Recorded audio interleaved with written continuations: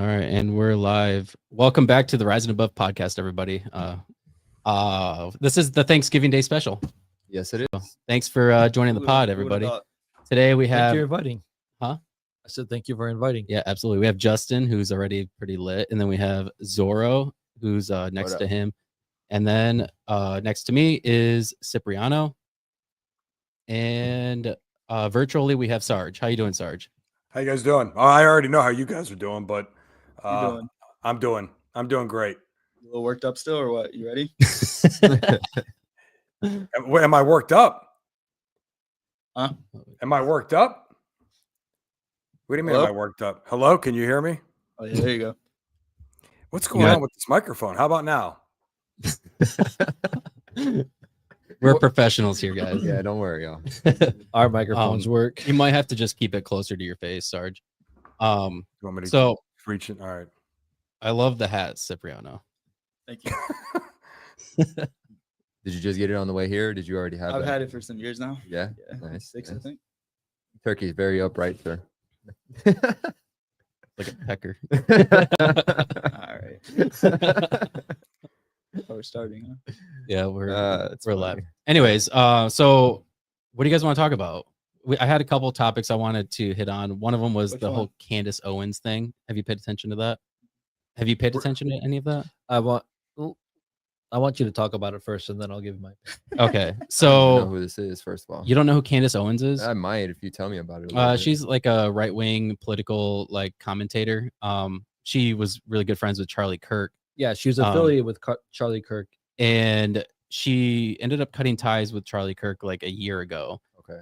But then since his death, she's been intensively investigating it, like taking leads from people. Like people will send her leads and she'll hunt them down. And she does live shows on it. And recently, last weekend, apparently, she claims that the French government hired a group of assassins to take her out. And so she contacted the federal government about it and the intelligence agencies, and they confirmed supposedly that they were doing it? that was true, Oh. Get out of here. and that That's there was crazy. a Well- financial All right. trail. What else? What are your other topics? I want to talk about the couple of guard members that got shot and killed today. You didn't that's see that in DC? Washington, in DC. Yeah. I'm not okay. Do you have any others? And then I wanted to talk about 75 Hard because Zorro did it and so did Sarge. And this is the first time you guys been together on the pod since Yeah, Cool. Seb's done it before too. Sip's done it. So I Yeah, think those would be good topics. No, I was just curious what all the options were. Yeah. We can start wherever you want, from the top or whatever. Sarge, what do you want to talk about? Wow. I talk about jumping around. We're gonna go from 7. Can you hear me, or am I just like? You're good. We can hear you. Yeah, yeah, So you're- I okay. guess let's talk about 75 Hard first because Yeah. I mean you have to take off at some point and Yeah. Where are you going? I gotta go. Where am I going? I gotta go get my youngest from youth group. Nice. Yeah. So I'm in charge of that tonight. So I'm gonna hang out for about an hour. Okay. But All right. I mean, 75 Hard. The reason why I did it was because of the guy with the turkey on his head. Once I seen him doing it, I kept asking him every day about it and what it was all about. So I started doing some research on it and figured I wanted to get the challenge in. But it's not. I think Sep, tell me if I'm wrong. Zora, tell me if I'm wrong. It's not really about just 75 days. It's about changing a lot of habits for a lifetime, really. hey, Yeah, look at- definitely a lot of habits. my son Max. Hey Dad. What's up, Max? What's up, buddy? What up, Shout man? out to you and Autumn. What's up, Max? Love you guys. Mad Max. And Autumn. Yes, I agree. It's more of a habit changing program than it is a challenge, in my opinion. I mean, it's still a challenge to change your habits, but I think that's the ultimate goal out of it in the end. Yeah, Yeah. I've never looked at it most as like a fitness challenge. It's more like discipline, Yeah, I was Yeah. gonna say. mindset. I thought the same thing. It's a heavy discipline. It's altering your Yeah. mind, how you think output. I thought it would be easy because of the 2 workouts. I'm like, it's not bad at all. It was everything else around it. Exactly. It's like Yeah. no rest days. How are you guys doing? That's what Max wants to know. Doing good, Max. Doing good, Max. I hope you're doing good too. All good, man. I hope you have a good Thanksgiving and Autumn as well. Do you know what's crazy? We were at the Mac last night having dinner, and we were having dinner, and I wasn't even paying attention. But Autumn, when we left, she said, she's like, that lady that was sitting behind Max said, "Hey, that's David Hess." Oh, And she recognized and you. then the her son that she was talking to whipped around, and she was like, "Don't look." Dude, you could have. Dude, that could have been your first autograph. You should have said something. It could have been. I didn't know. I didn't hear it. Celebrity.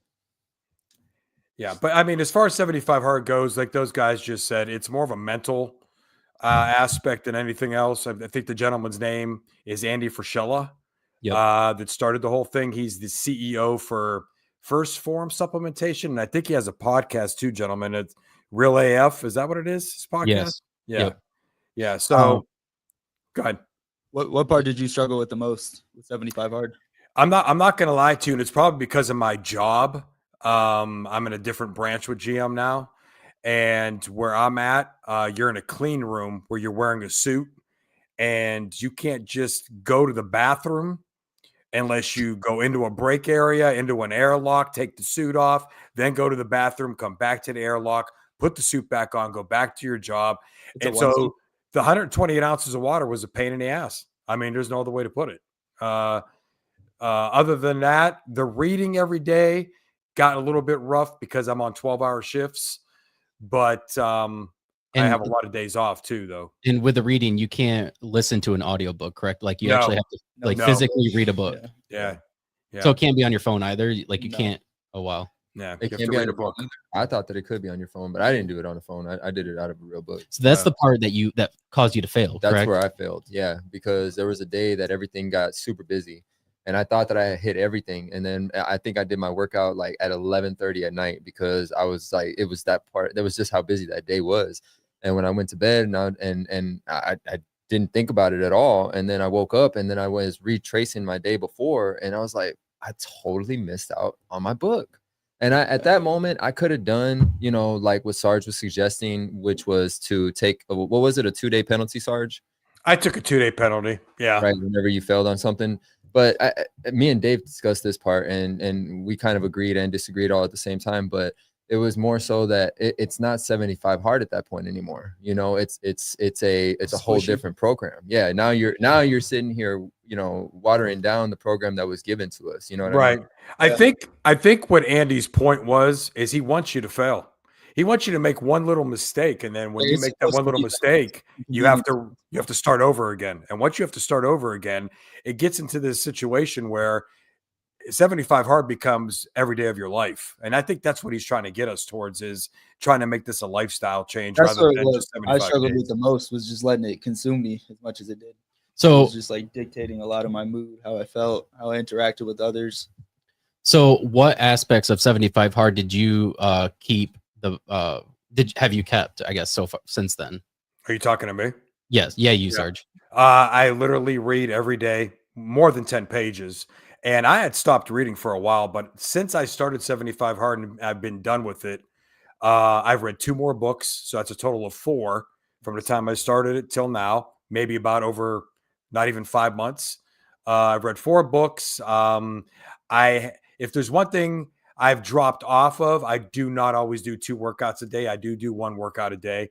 And I don't know that I get 128 ounces of water in, maybe close, but I quit. Like, I actually was keeping a count on it, and I stopped doing that. So I don't know if that's actually what I'm doing. And every now and then I don't eat clean. I mean, but what type of stuff do you read? Mostly all either biography, autobiography, or motivational, inspirational speakers. What they write? Is there a book that stood out the most to you? Because I'm actually currently in the market for a new book. Like an audio book, probably, but I'm trying to grab it right now. I'm gonna tell you guys right now. This And one right here. Why do you read those genres? Well, I'll tell you a couple of reasons why. Here's one right here. This is one I recommend to everybody. Now, I thought about that book with Kurt Tucker. Now, I do know this. I know this gentleman personally. Kurt's a native of Cincinnati, Ohio, and both he and I read his wife's book too. Both of them are motivational coaches, life coaches, inspirational speakers. They probably run 5 or 6 or 7 different organizations. Is it the person you had on your podcast? They were both on my podcast. Yeah. Absolutely. And I met them in 2015 in Arlington, Texas at an Advocare convention. And I didn't meet Rachel. I met Kurt. And I've stayed in touch with them ever since. And we go back and forth. We follow each other on social media. Extremely successful in what they do. I love Kurt's book. Rachel's was geared more towards women. Kurt's was geared more towards men. So it's basically a playbook of how he plays out his life following 5 different steps, the 5 F's, which is faith, then fitness, then family, then finance, then fun. He lays it all out on how he does it and how he goes through life in that manner. And it just was fantastic. So it helps me, even if I don't follow exactly what he says, it does help me a lot with making certain changes that I didn't. There's a realization when you read books like this, where you're not really paying attention to something that you may be doing in your life that you really don't care for. It's in your subconscious, maybe.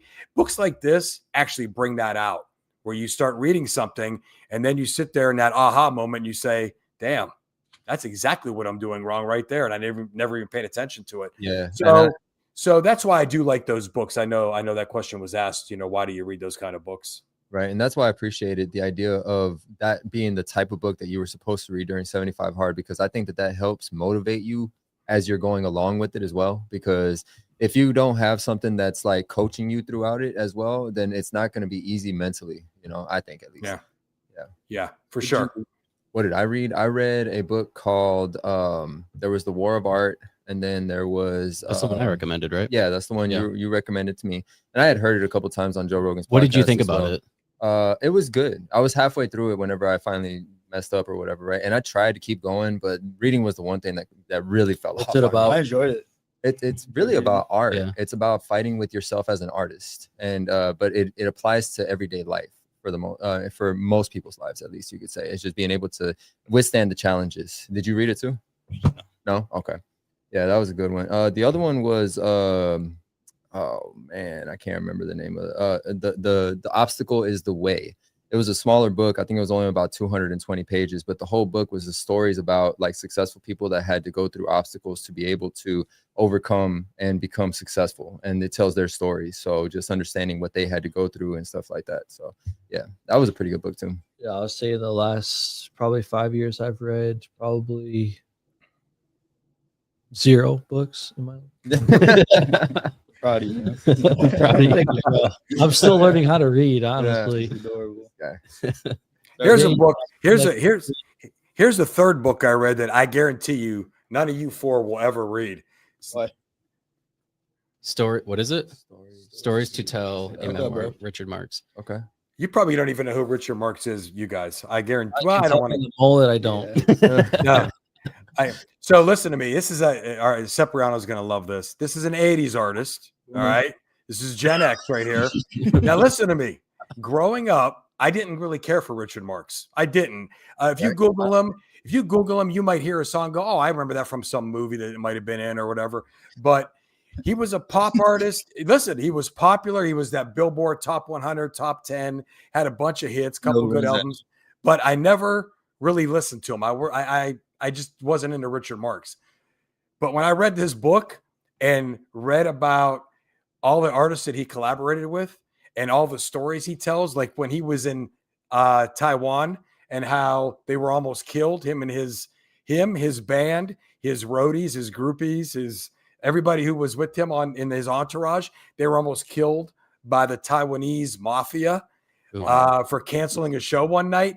This book is amazing when you read. All the songs he wrote for Elton John, Kenny Rogers, his collaborations with Prince. I never would have thought that this guy was the guy who wrote all these songs for all these bands. What about the New Kids on the Block?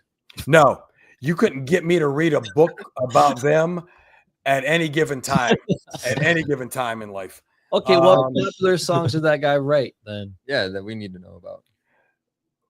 What kind of songs? No, what songs were popular? What were his tops? What were some of his top songs? So let me think here for a second. You guys have to know who Lionel Richie is.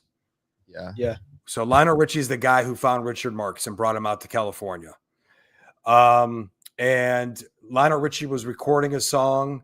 And man, I can't remember. I'm going to go blank on the name of the song right now. I got to go to my notes, guys. Right here, waiting. Right here, waiting. Hazard, Angelia. I can't remember. Sips hat is in my way. Right here, waiting is probably. That's the number one song on there. Yeah, it was. But 87. Interesting. yeah, I'm trying to think of the name of the song that Lionel Richie, "Running with the Night" was the name of the song. Lionel Richie. I don't know if you guys remember that song. None of you were born yet, but we were getting born. Richard Marx. Not that bad. So listen. So here's the cool story. I like backstories to music. I didn't think I was going to like this book. I started reading it. A few friends told me you got to read it. I know you don't really care for the music, but so it was kind of a cool story. 17 years old. He goes out to LA. Lionel Richie somehow got a tape demo of his. Back then we had tape cassettes, guys, and got a tape demo of his from a friend of a friend. Brought him out there. 17 years old. He's sitting in the studio. Lionel Richie is recording "Running with the Night." It was a huge hit back then. The backup singers didn't sound good on the song. Okay. Richard Marx is sitting there in the studio just wanting to meet Lionel Richie. Lionel peeks out the door and says, "Can you sing backup to this song?" Richard Marx says, "Sure." He comes in. So when you hear that song, it's 17-year-old Richard Marx in the background. First time he ever sang, and he's singing for Lionel Richie.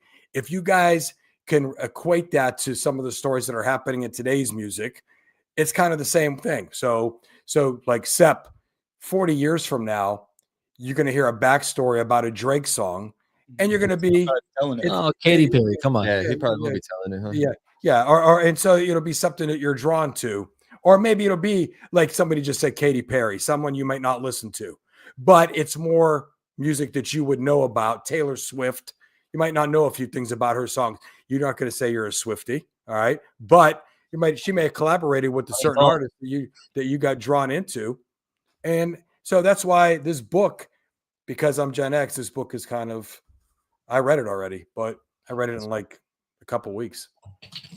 Nice. So yeah. What about you, Seth? Did you keep all your stuff from 75 Hard, or was that like everything that you did for 75 Hard? Do you still no? All right, yeah, no. Cheat meals. No, he sleeps cheat in. meals for sure. Yeah, Sleeps in every morning. I remember when This guy. Okay. You remember what? I remember when you were doing yours. You told me that you had cut out all like carbs, right, or something like that. Was that your? No, it was like sugars or like processed foods. Maybe. Yeah, I had to work with him on the same team. He was hangry. Oh yeah, I was mad that's all what you were time. saying, right? Yeah, you had like a bad attitude most of the Yeah. time. It was just like you always have something to do. Right. Like you can get like 3 things done by the time you get to work, right? And you still have like other stuff to get done. It's so true. You never end. It never ends. It could be like 8 p.m. You're like, I still got to finish my water. Or maybe gotta take like the bro. It would be like 10:30. It'd be like 10:30, and I got to drink like 30 ounces of water still, and then I got to get up at 4 in the morning or like 2 or 3 in the morning. To So it's like you're constantly like, even if you're just kind of chilling, it's hard to stay present. Right. So if I was doing it right now and I didn't get everything done, you would be I'd thinking be about it stressed in the back of my mind, like, yo, how long are we doing this podcast? Like, what are we going to talk about? Like, I could be getting my reading done right now. It allows you to have more discipline, though. Waters. Allows you to have more discipline. It depends on how you decide to manage your time with that. You know right. what I mean? That's what I mean, though. Like but time management becomes more of a factor. It's very true. One of the favorite things I like developed or like took away from it was just being able to say no to certain things. Yeah. I'm very big on like, I'll make time for something. Like, even if I don't have it, like I'll squeeze something in. Right. Because you understand how much time you have now. I generally was, no, like I can't. Right. Like, hey, you trying to do this after that? No. Right. Yeah. Saying no is like didn't even feel bad about it because I'm like, I got stuff to do. Right. Yeah. You know where this came from with Andy. The reason why it's 75 days is it's based on all the studies that have happened over the years when it comes to how long it actually takes to actually change yourself to follow the habit. And I think it was a study that we did on our podcast a long time ago.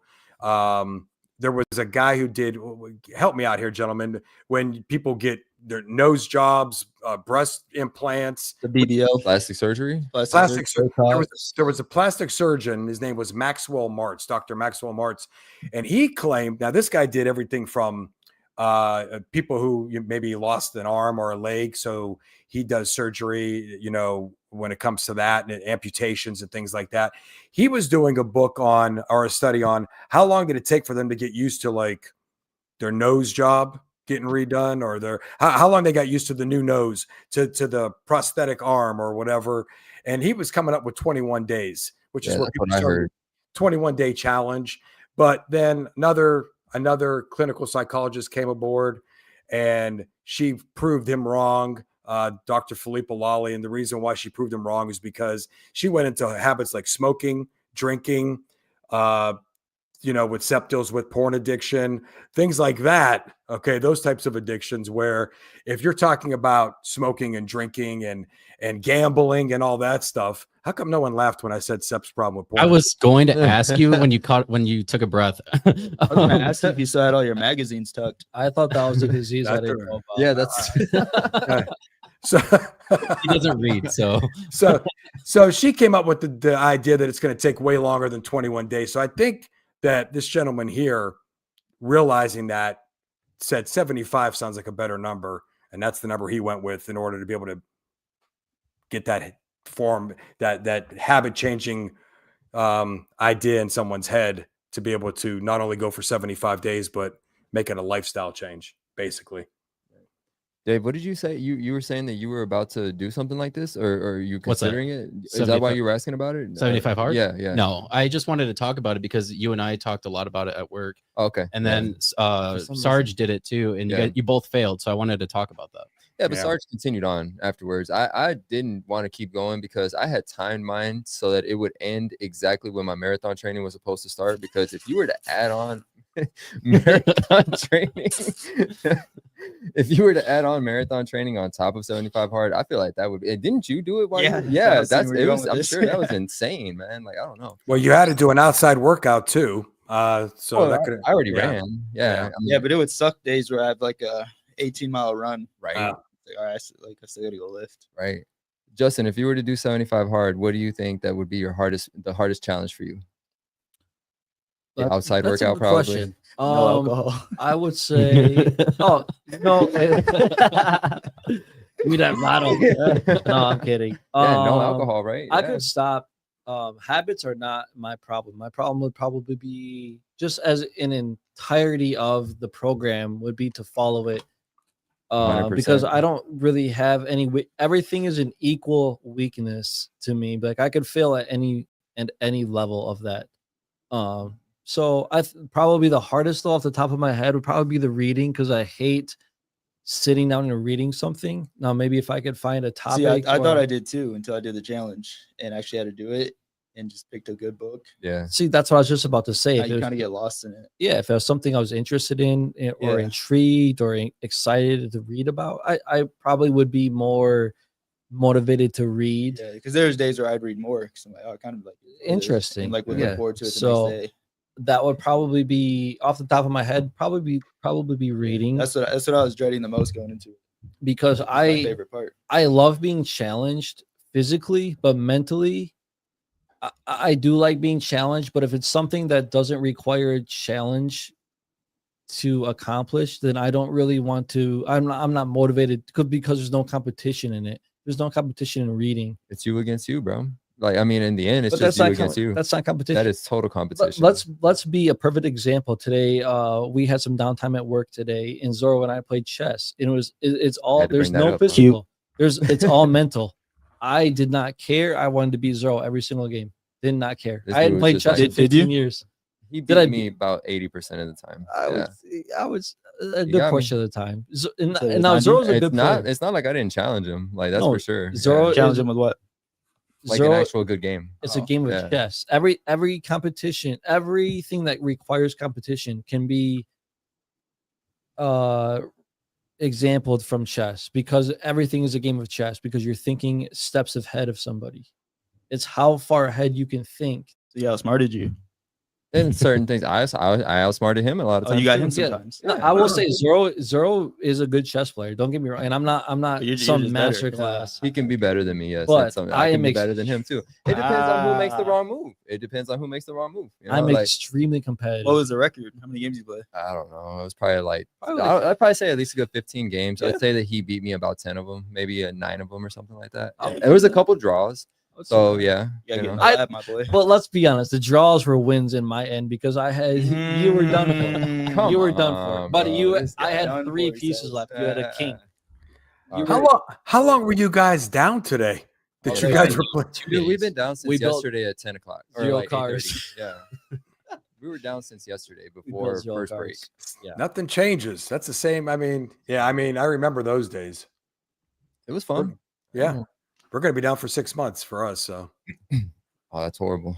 But yeah, real quick, I'll circle back to the 75 hours. I think it would be anything in 75 hour that does not require another person for me to compete in or compare myself to. And I know that's horrible because comparison is the thief of joy, which is a quote that I like to follow. I think that I would lack in being able to complete 75 hour if I'm not competing with somebody else. Do you two think if you did it at the same time, you would compete with each other? I'd outdo him. I would I'd Wow. outdo him. That's Wow. a hands No down hesitation. thing. I would outdo him. I would promise you that I would beat Zorro at I anything. have the mental Anything's crazy. capacity that this guy does not. Where are the All gloves at? right? You quit though. Yeah, no, I didn't quit. I failed and I chose not to continue on.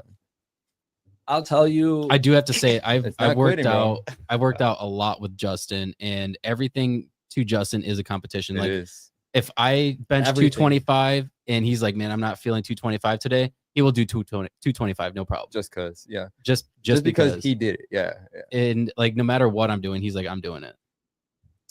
His shoulders like messed up, and he's like, I'm like, today we're doing arms and shoulders, and he's like, this was last week, and he's like, all right, I'm doing it. He doesn't respect you. I do not like to be outdone. Nobody will outcompete me, and I He did live give to up. that. I do have to say that. He halfway through the workout, he's like, I can't do shoulders anymore. I mean, Yeah, usually yeah, throw that I in there, can't be bro. You had to throw that in disrespected. there. Not on your own show. I tried. Don't get me wrong. I tried. It's not that I couldn't, No, he tried. but I love being challenged. And I love being the underdog. I love people telling me that I can't do something because I promise you I will do it. Doubt is the biggest motivator, especially for me. Oh Like for my me, God. it is. Oh, me too. I agree. I love being underdogged. You guys Go all want to ahead. do 75 hard. Let's reword that, bro. Was that Did you guys all want to do 75 hard? after, Raw marathon, dog. after the marathon, bro? I was thinking about starting it in like the summer of next year. We should Like, all do it together. I'm down though, but like I would want to start it No. like somewhere in May. No, did you say no? Huh? You say no?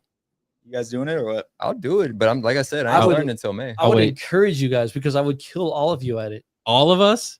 That's on recording too. Now you brought it out of him, bro. You Bro, brought it out of him. Sip is probably already one of the done most dedicated, like I don't disciplined care. people I Sip will know. destroy I don't us, care dude. if David Goggins is doing this shit. Let's go. Don't fuck with me. Excuse what's my he language. drinking? That's a white claw. Celsius. Yeah. Don't hate, bro. 2% White Claw. Man, No, I love being challenged. Wait a minute. Let me make sure I got this straight.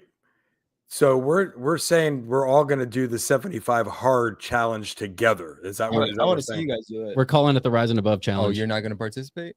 No, he's Cool. gonna watch. It's like I'm just gonna take tabs. All right.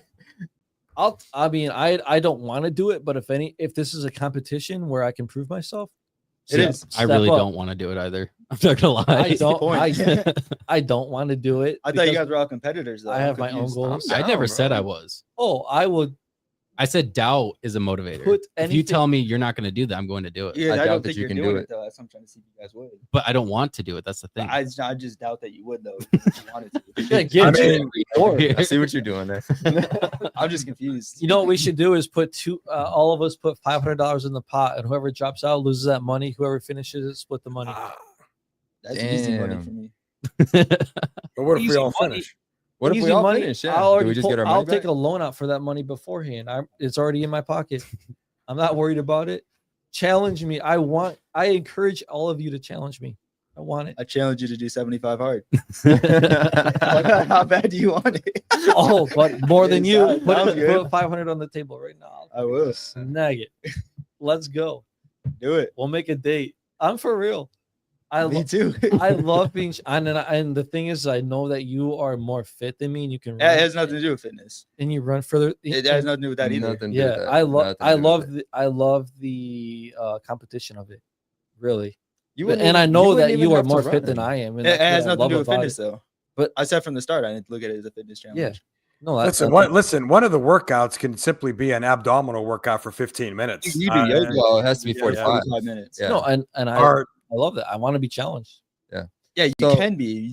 You start the challenge. Yeah, it's not about Yeah. the fitness game though. It's like we said, it's more of a mental / habit building, not competition, but with yourself, I guess. you could say. Challenge. It's a challenge. Yeah. You can challenge him to it. You guys can both do it. May. I've already said I've already scheduled myself to do it in May again. So after my 25K, which is Mother's Day weekend, that's when I'm gonna start doing it again because I'm not gonna have anything going on. You could get the jump on him and do it before him. Sure, but it doesn't mean that I won't do it whenever I'm set. I'm It could gonna mean you do wouldn't. it. I will start at the same time you started. All right, I'm down. well, I'm doing it. What date? I already have it on my calendar for Date me. is what date? What's is your your date? starting? The day after Mother's Day is 5/11 because my birthday is on Mother's Day. Write this down. Yeah, I was about to grab your pen. So the weekend of 5/11. the weekend of Mother's Day is you said what 5/11? Yeah, because my birthday is on Mother's Day. So that's the day that the 25K that I invite you to every year that you don't ever come to. Because I do the marathon after that. Yeah, but it's a good last long run before the marathon. You could say that, but like I it doesn't guess, always yeah. line up with my training. Each time it's just never lined up with it. Has I it? have a Okay. marathon 2 weeks after. Yeah, you always do Bayshore. So, but anyways, yeah, that's the 25K, and then so the day after that 25K would be the day that I started. So the 12th. The 12th is when we're starting. Is it the 12th or is it the 13th? Right out I the think day after the 25K. the day after Mother's Day. I'm pretty sure it's the 11th, buddy. Like I'm pretty I'm- confident. Hold on. I know your birthday's May 10th, but hold on. Yeah, and I'm confident that that's Mother's Day. May 10th is Mother's Day. Yeah, so the 11th is the day. Yeah. All right. So Your birthday's on Mother's Day this year? That sucks. All right. Every So 7 years. May guess that's true. May 12th is the day that 75 hard will start. 11. 11th, May 11th. May 11th. Why wouldn't you start on the 12th? Because it's a Monday. Because that Monday is May 11th. Are you doing this too? So Is there wait, money involved? No, Money- I'm not I will- putting any money I will down. put I'm doing it because 500. I want to do it. I want to do it because I failed. Y'all I- yapped about I- being competitors and like love the challenge. I don't need the money to be competitive though. I'm not saying there's money on the line. Oh yeah, Start today. starting today. Saying. I'm not starting today. Yeah, sorry. I want to eat. You good have a tomorrow. date. You have a date for me. so I'm starting. I'm already doing one February 1st. Sarge, Oh, you, is that be- when you you're believe starting? them that they're gonna do it? Well, I'm gonna do it I February 1st. February I 1st. want to hear your opinion on theirs first, and then we'll hear your date. What's that? You think they're doing it still? Do I think who's doing it? You believe them? They're gonna do it after Mother's Day? What are there? Why would they lie about it? I was asking you just how you felt about it. I think. I mean, We're on a pod. I listen, want your thoughts. listen. We're Sip's, on. no, We're Sip's live trying right to get you now. to talk shit about us. I'm not doing that. He wants you to doubt us, is what he's saying. That's what he's No. trying. I No, love being February 1st. February 1st is when I'm doing it. If you guys are doing it May 12th, I'll be done way before that. I'll do it again. Run it back. It's written down. It's on camera. It's on audio. So I'll put money down too. Let's put money down on it too. I'll put 5 right now. $5? I got 5 on it. I don't need to put money on it to do it. Yeah, I'm not putting money on. I'm gonna be unemployed for crying out loud. Right? 6 months. 6 months. I mean, That's crazy. What, You can get 500 from them when they quit. where do you work? He works for GM. who said where do you work? That 30, Oh. 30, 32 years. 32 Yeah, but years. what plant do you work at? Altium Cells in Where at? Lordstown, Ohio. Lordstown, Ohio. Okay. Yeah. Well, I there's- was up there. When was I up there, guys? From 2019 to 2024. 2024. Yeah. 5 years. Man, I can't believe it's already Thanksgiving. This year flew by. It really did. I'm not gonna lie, that was something else. So, you guys got any Thanksgiving traditions that y'all normally do? Turkey trot. Turkey trot, dude. Yeah. I want that to be a family tradition for me. I really do. I think the Izzo has become my family tradition though. Like me and my son did it this year, and then we're gonna do it again next year. And and his cousin did it with us too. I actually trained them, and so they did pretty good. My son did a 26-minute 5K, so that was pretty dope. So I'm hoping that would be a tradition, but I would love for the turkey trot to be a tradition too. You know, like, but this is so cold. I hate running in the It's cold. not bad though. I mean, once you get running, No, It's bad. Yeah. But yeah, because you wear like nothing. You wear booty shorts. I wore and- and a long sleeve I felt it. bro, that was I really great. didn't want that visual. Thanks, I appreciate that. Y'all all know where my eyes are. You can look. Hey Sarge, did you remember? You remember that Christmas picture I sent you last year? Sip and I working out on Christmas Day. Cheek We, up. we were doing squats. Was it a group text? No, I might have been. It was a picture of Sip in his Christmas shorts doing squats, and his butt was eating the shorts. Oh yeah, I do. I'm not gonna bring that back up. I was gonna look it up. Yeah, Sarge was like, "What the fuck?" yeah, That's messing me all up. Trying to enjoy my holiday for crying out loud. I wish I could pull it up. Is that It's the only probably, tradition you guys it's probably have? on the mass. It's probably on our mass text. What about you, Justin? You got any kind of traditions that you guys do on Thanksgiving? No, No, Dave. pretty right, buddy. So this year, my kids and I are just I'm making steak because I don't like Oh. turkey, and Same. I'd rather eat steak. So steak and just like a bunch of sides What and kind of steak? dessert. Ribeye, which Expensive ones. There you go. bro, ribeye steak is so expensive right now. I believe know. it. Dude, you I- had that big ass bone in your basket in that one picture. How much did that cost you? Like 75 bucks? No, it was on Holy sale. shit. That was on sale. Yeah, so I bought it. What did it weigh? Like 3 pounds? 3 point something. Yeah, that's about what it looked like to me. That's a big boy. Did you eat I- that whole I thing don't in one need to see serving? that Oh right my now. gosh. That's I hilarious. don't need to see all that. That was funny. Yeah, so we'll probably go to the movies too tomorrow night. Okay. Hell yeah. My kids want to see Wicked, so So my wife's family, they had this long going tradition where they would like rent out this hall called the Gun Club, and everybody from all over the US that was part of the family would come out there. So it's like a big giant family reunion or whatever. Sadly, this is the last year they're gonna do it, but I think Why? mostly it's because I think that it's become such a not necessarily a burden, but an inconvenience for a lot of families because it's just everybody's got to travel from all over the place. You know what I mean? And plus the committee itself, nobody really wants to step up and like try to like take over, you know, with organizing it and all that good stuff. So yeah, it's kind of sucks that it's the last one, but it's also only like the second one that I've been to as well. So, you know, but it's pretty cool whenever, you know, like an entire family can actually get together. You know what I mean? That even if they don't see each other all year long or keep in touch with everybody and they still wanted to come by and stuff like that, you know? Yeah. That's pretty dope. what about you, Sarge? What do you have going on? Yeah. It's the same every year. Probably between 12, 13, 14, 15 people at my brother's house. Get together around 12:30, eat around 2, watch the Packers beat Detroit. Yeah, belt to ass.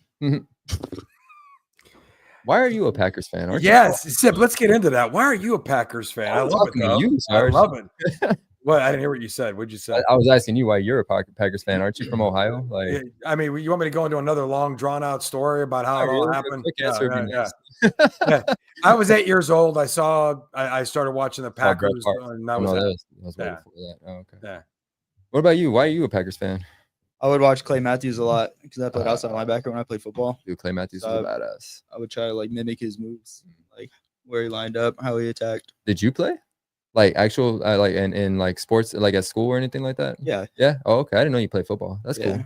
So That's I dope. just got into watching them every weekend, like Nice. just trying to see like how he lined up and when Yeah. he did stuff. Like Clay Matthews he was a badass dude. Like I remember Yeah. watching him and like he would always go after people. That him and his so long naturally, I hair, just started yeah, watching them every weekend. That's cool. Yeah. Yeah, he's definitely one of the best I've ever seen play for Green Bay or whoever until he started getting hurt all the time. Yeah, it was bad. With that club on his hand. Did Clay Matthews and Jared Allen play at the same time? Yes.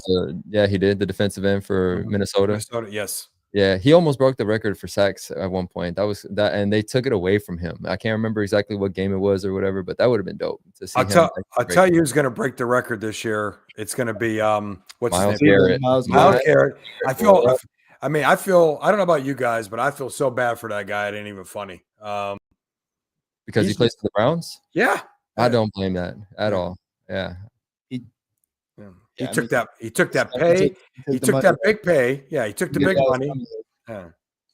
But I think he also saw this. I mean, I don't know if he was looking at Shador Sanders or the other guy, but like, I mean, he saw that Shador Sanders was coming too. But I guess he took that money before they even drafted, right? Yeah, I think so. Yeah. Either way, he's having a hell of a career. Whether Oh, he's yeah. doing it for a bad team or a good team, he's definitely going to go down into the history books, and he'll be in the Hall of Fame. He's making a name for himself. So yeah, he'll for get sure. that paycheck no matter where he goes. No matter where he went, for sure. You know who else is a badass defensive end? Will Anderson. Micah Parsons, man, yeah, he's good, but he hasn't been a splash ever since week 3. Like, come on now. How many sacks does he have on the year? He doesn't watch ball. Really? All right. I think he has 8, but he's triple team. He's triple teamed, double teamed. It opens up everybody else. You could be such an impact player. You could be a decoy out there. Hey, he doesn't know all open that up stuff. everybody He's else. got that Texan shit on. Hey, man. He doesn't know about that. Number 1 defense in the league, bro. Let's go. What's your record? 5-5. No. Oh. 6-6. I'm sorry. Yeah. Hey, we've just won 3 in a row, so I don't want to hear it. We are back in playoff contention, sir. And CJ Stroud is coming back. Yikes! Taking it right back out. Maybe we'll see. I don't know. I don't really know what to expect out of CJ right now. Being real with you, when he comes back, That's our point. You're not making it past the first round if you get there. I agree. I mean, I never even had the Texans going to the Super Bowl this year. I actually said that my 4 teams for AFC and NFC were going to be the Broncos and the Ravens, and on the AFC side, and on the NFC side, it's going to be the Lions and the Seahawks. But I'm taking away the Seahawks thing and putting the Rams in there. Oh yeah, definitely. Yeah. Definitely. Yep. I don't have my team going. I don't have y'all's team going. I have the Lions going but at this point, the Lions, with the way that their defense has been exposed, it's been crazy to watch them play. They're still winning games somehow, though. So it's kind of hard to take them out of it. Well, we have an amazing offense, and I think that going down the stretch of this year, we're going to make defensive adjustments. And going into close to the playoffs, that's when those adjustments are going to start to take part. Your defense isn't healthy. That's the problem. You guys, your number ones are they're out. You know what I mean? Like, and even then, what is it, Brandon Branch or what's his name? Brian Branch. He's the only one out there. I just went over this conversation earlier, and I agree. But who's to say that we don't have a healthy defense going into the playoffs? That's true. I mean, that's what I'm taking into account whenever I made my prediction, because the defense is going to get healthy, and they're going to get healthy at the right time. You know, so let's say we finish off at a 7th or 8th seed, whatever. We'll still got to fight for it. No, you got. We'll be healthy. We'll be healthy for a playoffs. Yeah. That's what I'm saying. So who cares if 10-6, 10-7? Your rookie running back for the Packers, though, that boy is sick. Emmanuel Wilson. Yeah, that boy, he came out of nowhere, and I was just like, whoa. Well, he's going to have to now because Josh Jacobs is hurt. So yeah, he hurt his knee. So yeah. I don't know how long he's supposed to be out, but hopefully not for too long for y'all. But yeah.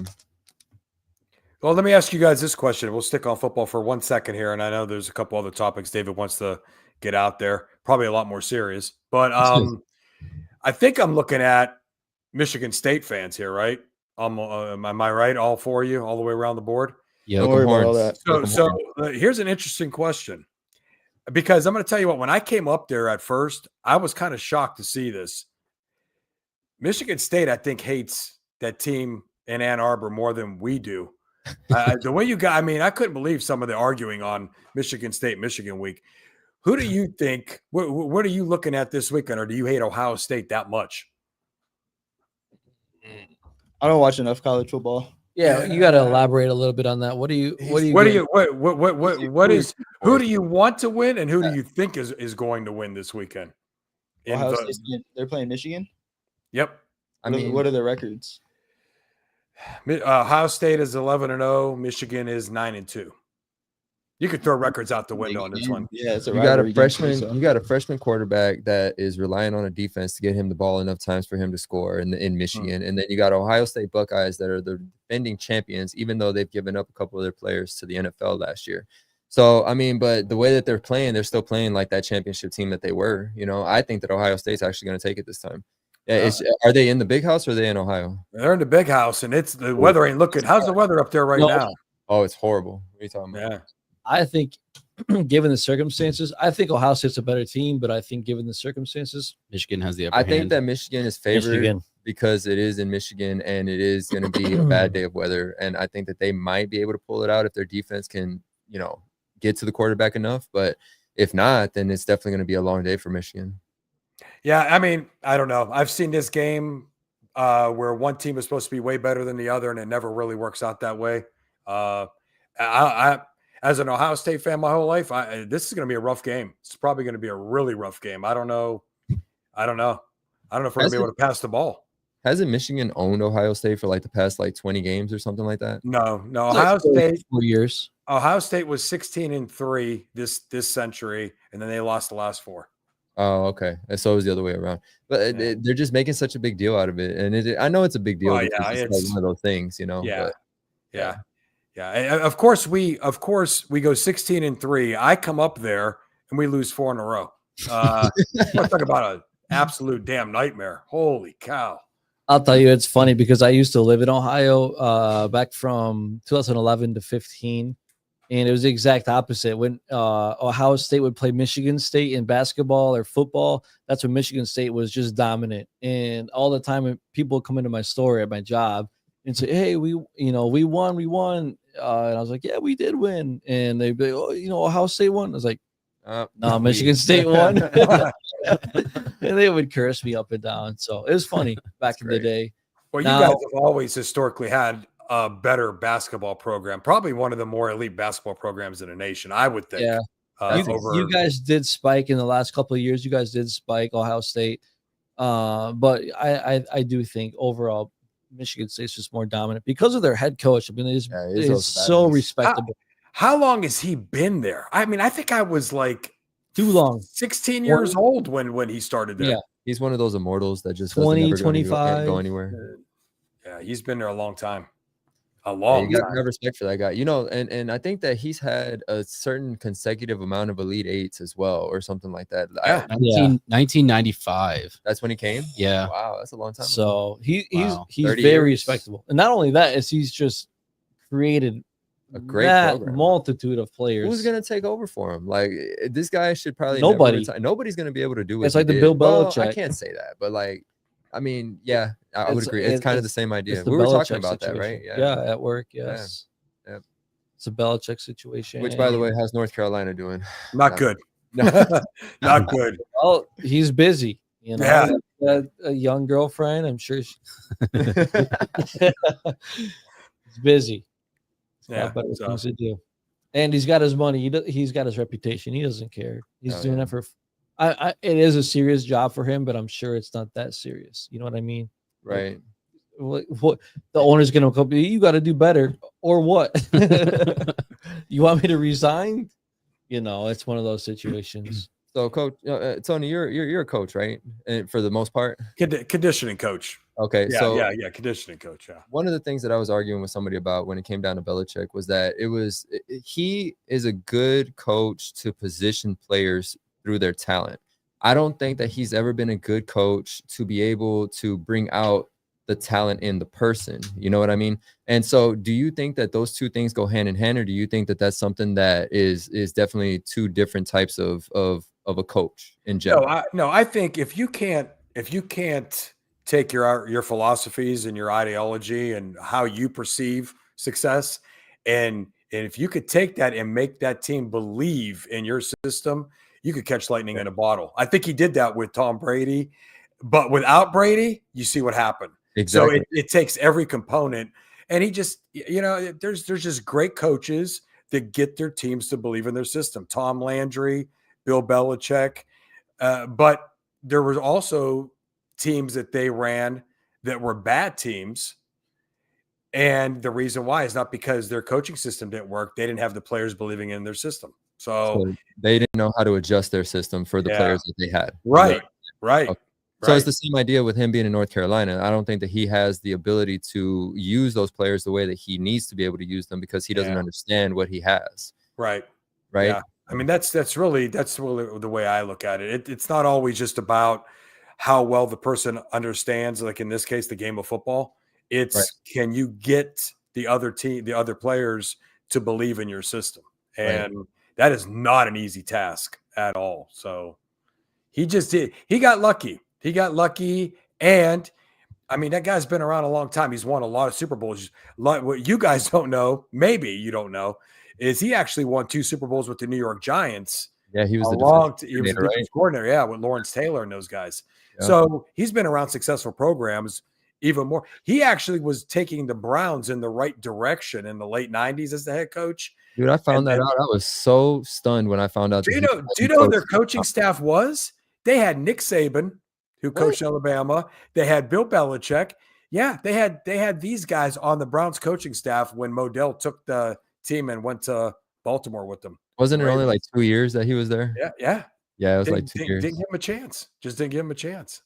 But I think at the end of the day, Belichick is a phenomenal, if not the best in the world, at developing a football team when players are adequate for their positions. He is not good at training those players to fill those positions that he needs. He needs those players to fill those positions themselves, and then he can train them properly for his resume, for his schedule and his play calling and all that. That's all he needs. He's the best in the world at that. For sure. But training from 0 to 100, nothing. I mean, you see, North Carolina is a perfect example. Yeah, they're not good. they're just not good. Yeah, but I also think, again, it's the same thing that Zorro and I were just talking about. Is he doesn't care to put that effort in. And again, let's not forget he's a phenomenal head coach. He just doesn't care to put the effort in to say, hey, you can't do this in a football game. He doesn't care to do that. He said, you should already be doing this. And people at North Carolina are not going to get recruited by North Carolina, regardless of their head coach, when there's other football teams that they can get recruited by and already get a name for themselves. I think what it comes down to is he's not going to stay. I mean, just his age alone, he's not going to stay at North Carolina long enough to get that program to believe in his system. So I don't know what he's doing. Really, he doesn't care. He's there for the shits and giggles. Let's be honest. He loves football. He doesn't want to retire from it just quite yet, but he has a position that fulfills his happiness, I guess, if you will. So that's where he's at right now. And it's just a crappy situation for him, but I feel like he could do better for himself as a head coach, but it is what it is. You know, he's happy. Nice girlfriend. Yeah, it's like, I think he's like, what, 46 years older than her or something? Yeah. I mean, money talks. Let's just be honest. He says, if I was rich, let's be honest. So Bill Belichick's dad, Steve Belichick, actually, Bill Belichick didn't grow up in the town right next to mine. So let me give you an example, like in terms of East Lansing. If you take Okemos and what's right next to Okemos? Mason? Not next to it, but Hazlitt. Yeah. So if you take that, so Campbell and Struthers, I'm in Campbell. Struthers, Steve Belichick actually coached that high school football team for quite some time. So Bill Belichick was there for a while when he was really young. Yeah. She's 24 years old. Yeah. That's a bust in blackjack. Yeah. Hell yeah, bro. So our neighbor rival, their field is called Steve Belichick Stadium because that's where his dad coached for a while when he was a baby. Yeah. But yeah, she's 24. Yeah, right here. Oh man, that's even too young for Sep. He said, I don't know, bro. Sep, you got another marathon you're about to do? I put in for the Chicago lottery. Oh shit! All right, for Bayshore too. Nice. Okay. Now, what is it going to take? Now, what for you, for Z? Like you guys, I'm assuming you may be aspiring to run eventually in a Boston Marathon. What do you have to do to get there? You can't just walk up and say I want to run. Or 55-minute marathon. It depends on your age group, but yeah, a certain qualifying time with qualifying marathons get you into Boston, or you can just like raise a shit ton of money and then hopefully get in. You know, but I mean that requires like maybe 10,000 plus in donations or something like that. That's crazy. I went to school. It's like 15K. Yeah. For That's me, crazy. I think it's the qualifying time is 3 hours or less. For you, it's what, 255 or less? Should be 255 for Yeah. both of us. Well, it's 3 hours for me. I'm older than you. You know, I'm almost 40, right? Oh, he's a boomer. So you're a boomer. You're a boomer. I'm a boomer. But it's not, I believe, like 50 or something. No, Change the my drop-off or- age group is 305 or better, but they take away the 5 minutes because there's too many people that are qualifying these days. So Here it is. yeah, All right, so 18 to 34 is 2 hours and 55 for yeah, male, see, 305 for me. 325 for female or non-binary. 35 to 39. That's what we here- got to do. Here we go. We just got to go in as non-binary, and then we'll be all right. You'd be good. I'm not up to date. What's non-binary? Let Means me that you let me don't- Google it. Let's not. Yeah, Can let's not get somebody into elaborate on that. I'm not trying to be mean. I'm just Why trying don't you to- guys just go in there and identify as a Boston Marathon runner? That's all you got to do. Say, I There you go. identify Well, as a They is Boston that can't take it male or away from you, female? right? You don't know. Oh wait, that's not what I wanted. buddy. I had a buddy that I went to high school with. A couple years older than me, ran in the Boston Marathon.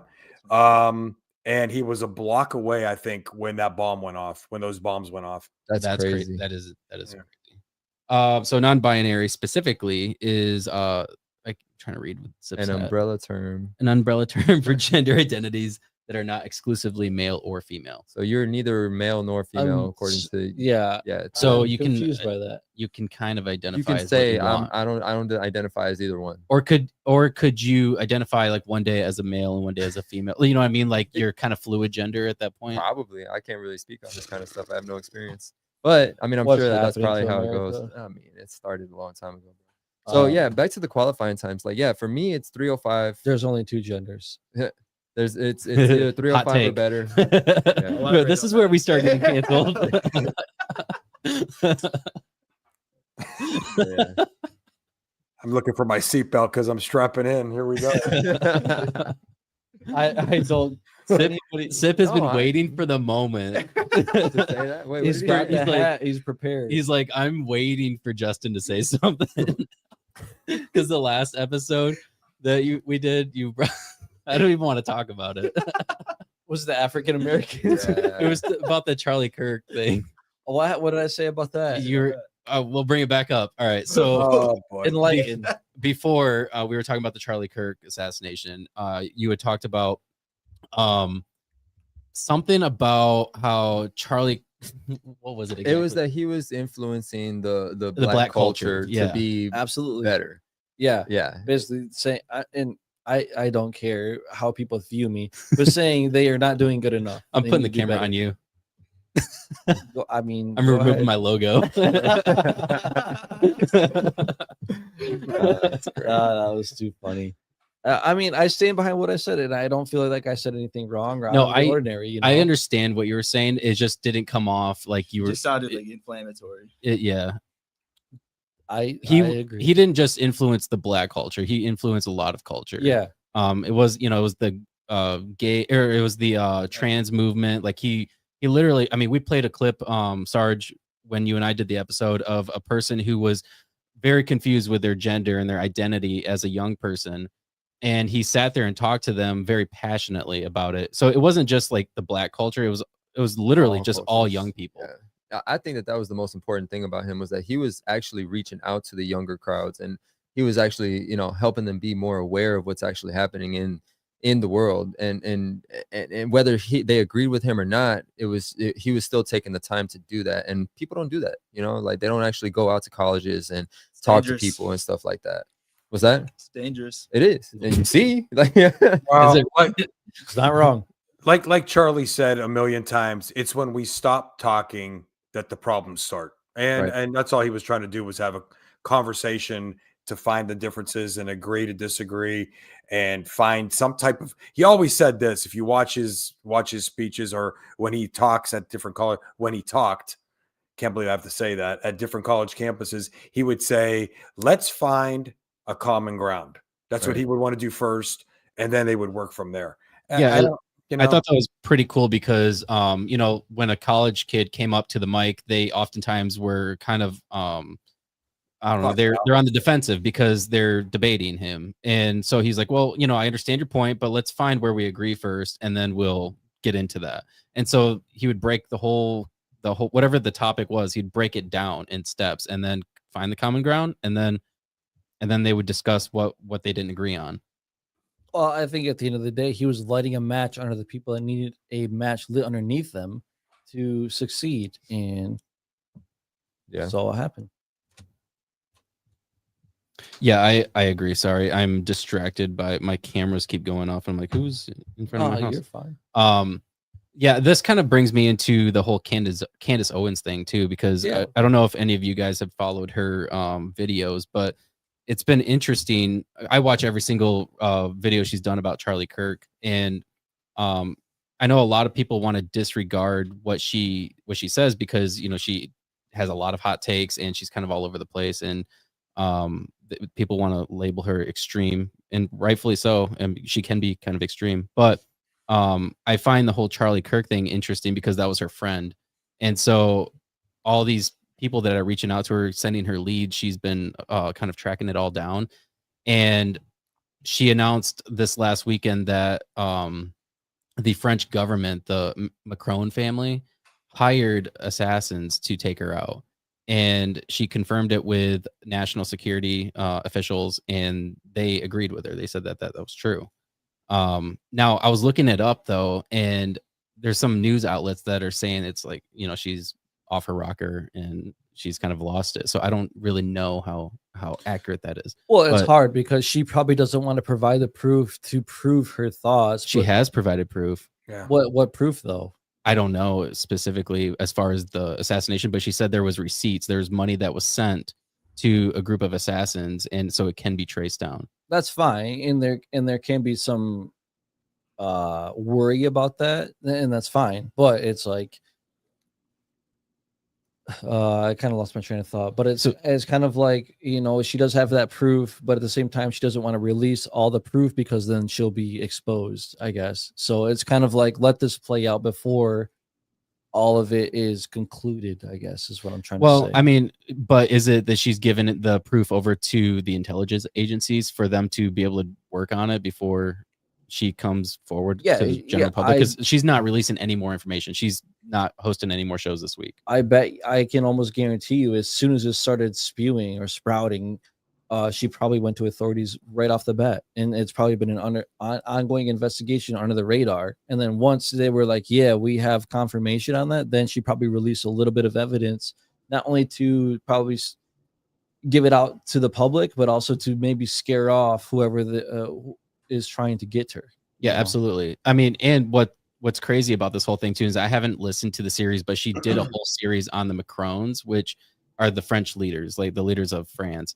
And I can't remember her name, but she's claiming that the female leader of France was born a male, and they're covering it up. And she claimed that this leader, I wish I could remember the name, was part of MK Ultra, which is a CIA experiment. I don't know if you're familiar with it. So he was part of MK Ultra as like a As a test child. subject, As a child Yeah. test subject. That's crazy. Wow. And so what her claims are is the U.S. government knew about these ties. They knew about, and she's also claiming that France and Israel had ties to this assassin group that took out Charlie Kirk, and so all of it's tied together. And so she's claiming that our intelligence agencies as well knew about the possible assassination of Charlie Kirk and didn't do anything. I see all that, but what is she losing if she thinks she's already under threat? What does she have to lose to not release all that information that she's already figured out? Why is she not saying this and this and this about the MK scenario? She's talked a lot about the MK Ultra stuff, and I don't follow her at all. I only see what pops up on my feed and whatnot, and I'm invested in that type of niche of content. Content, I guess you can say, because I'm interested about that stuff. But so I don't know much about her is what I'm saying. But what's stopping her from saying, if she's already thinks her life is at risk, what's stopping her from releasing all that information about the MK Ultra just to say, here, this is what I have, so you guys can believe me? Well, I do know that she put together packages that if anything ever were to happen to her, she sent them to all these different people, like podcasters and other independent journalists, so that if somebody does do something to her, they release everything. It's like a kill switch is what she called it. Yeah, it's like is there like some NDA signed and if she passes away, then that I don't NDA know. It's got to be the same idea. Yeah, I would think so. Interesting. Yeah, that's very fascinating. I didn't know very much about this at all until you guys started talking about it. But that's crazy that this whole thing is even happening. Like, I mean, it's just our politics these days have gotten into a whole different ball game.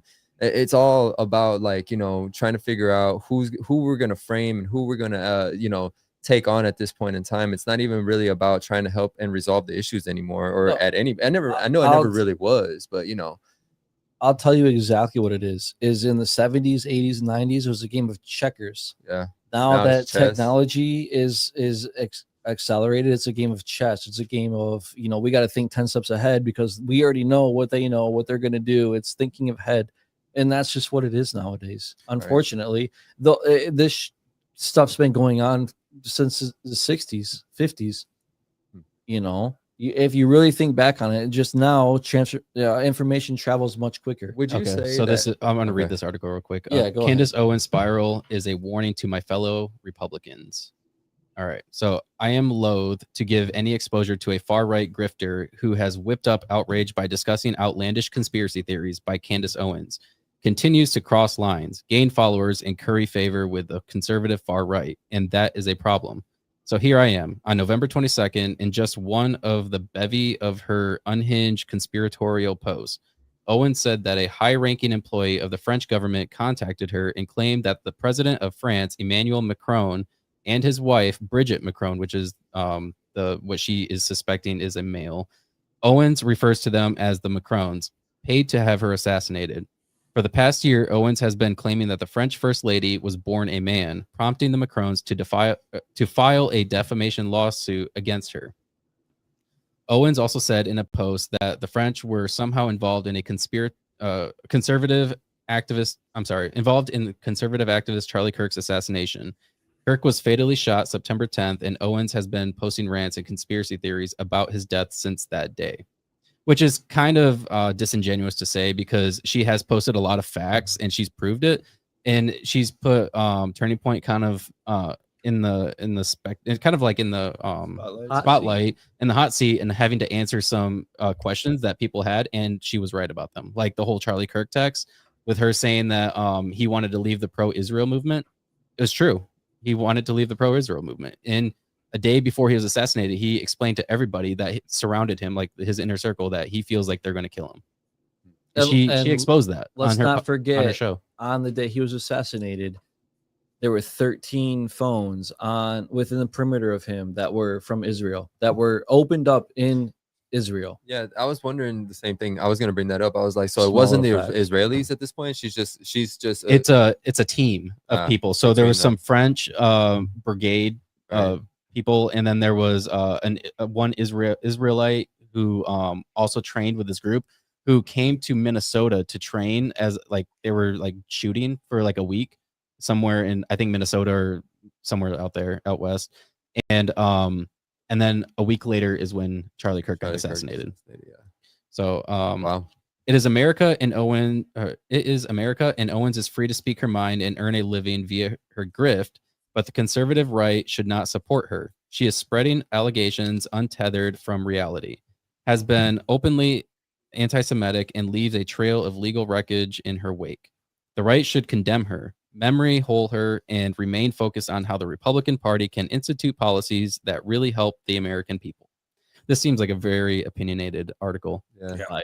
Owens' brand has been pre-locating online for years. Owens, a black woman from first developed an audience. You would have thought I drank. Yeah. First developed an audience when she began speaking out against the Black Lives Matter movement. After she briefly associated with the Turning Point USA and Kirk, she had her own show at the Daily Wire, a prominent conservative brand co-founded by author and commentator Ben Shapiro, which is also interesting. Ben Shapiro was on stage with Kelly. Sarge, help me. What's her name? Megyn Kelly. Sorry, Megyn Kelly, and he put her on the spotlight, asking her, will you disavow Candace Owens and what she's saying? Is he was claiming that Candace Owens was saying that Erica Kirk was responsible for Charlie Kirk's death. And she's like, I haven't heard this. I don't know what you're talking about.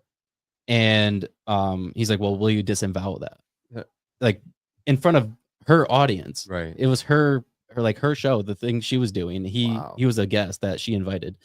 And she said, well, I can't really speak to this because I don't know anything about it. Got off the show, found out that that was not true, that Ben Shapiro lied about that. And so So yeah, that's been Megan Kelly talked about it. She did a video on it. Okay, so where was I? But Owens began. Yeah, but Owens began making anti-Semitic remarks on that show, and she and the Daily Wire parted ways in 2024.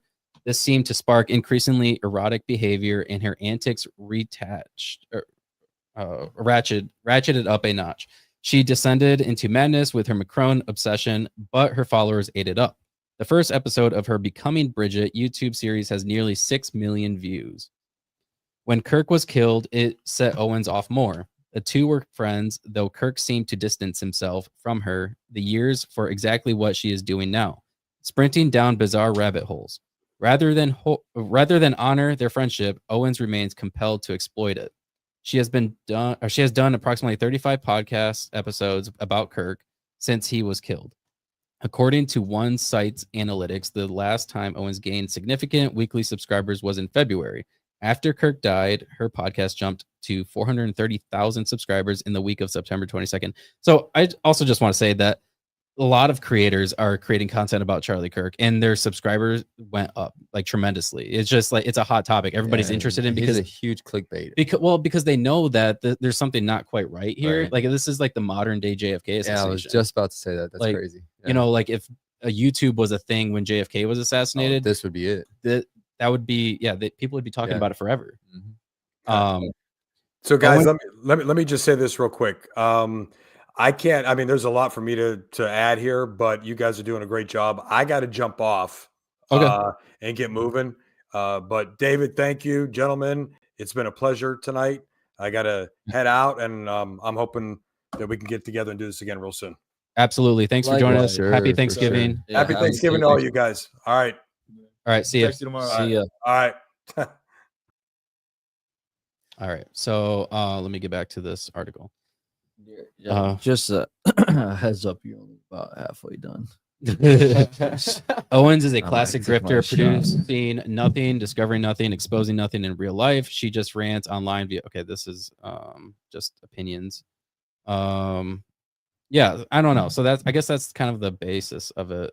The Macrons filed a lawsuit against her, so because she's been creating all this content about them.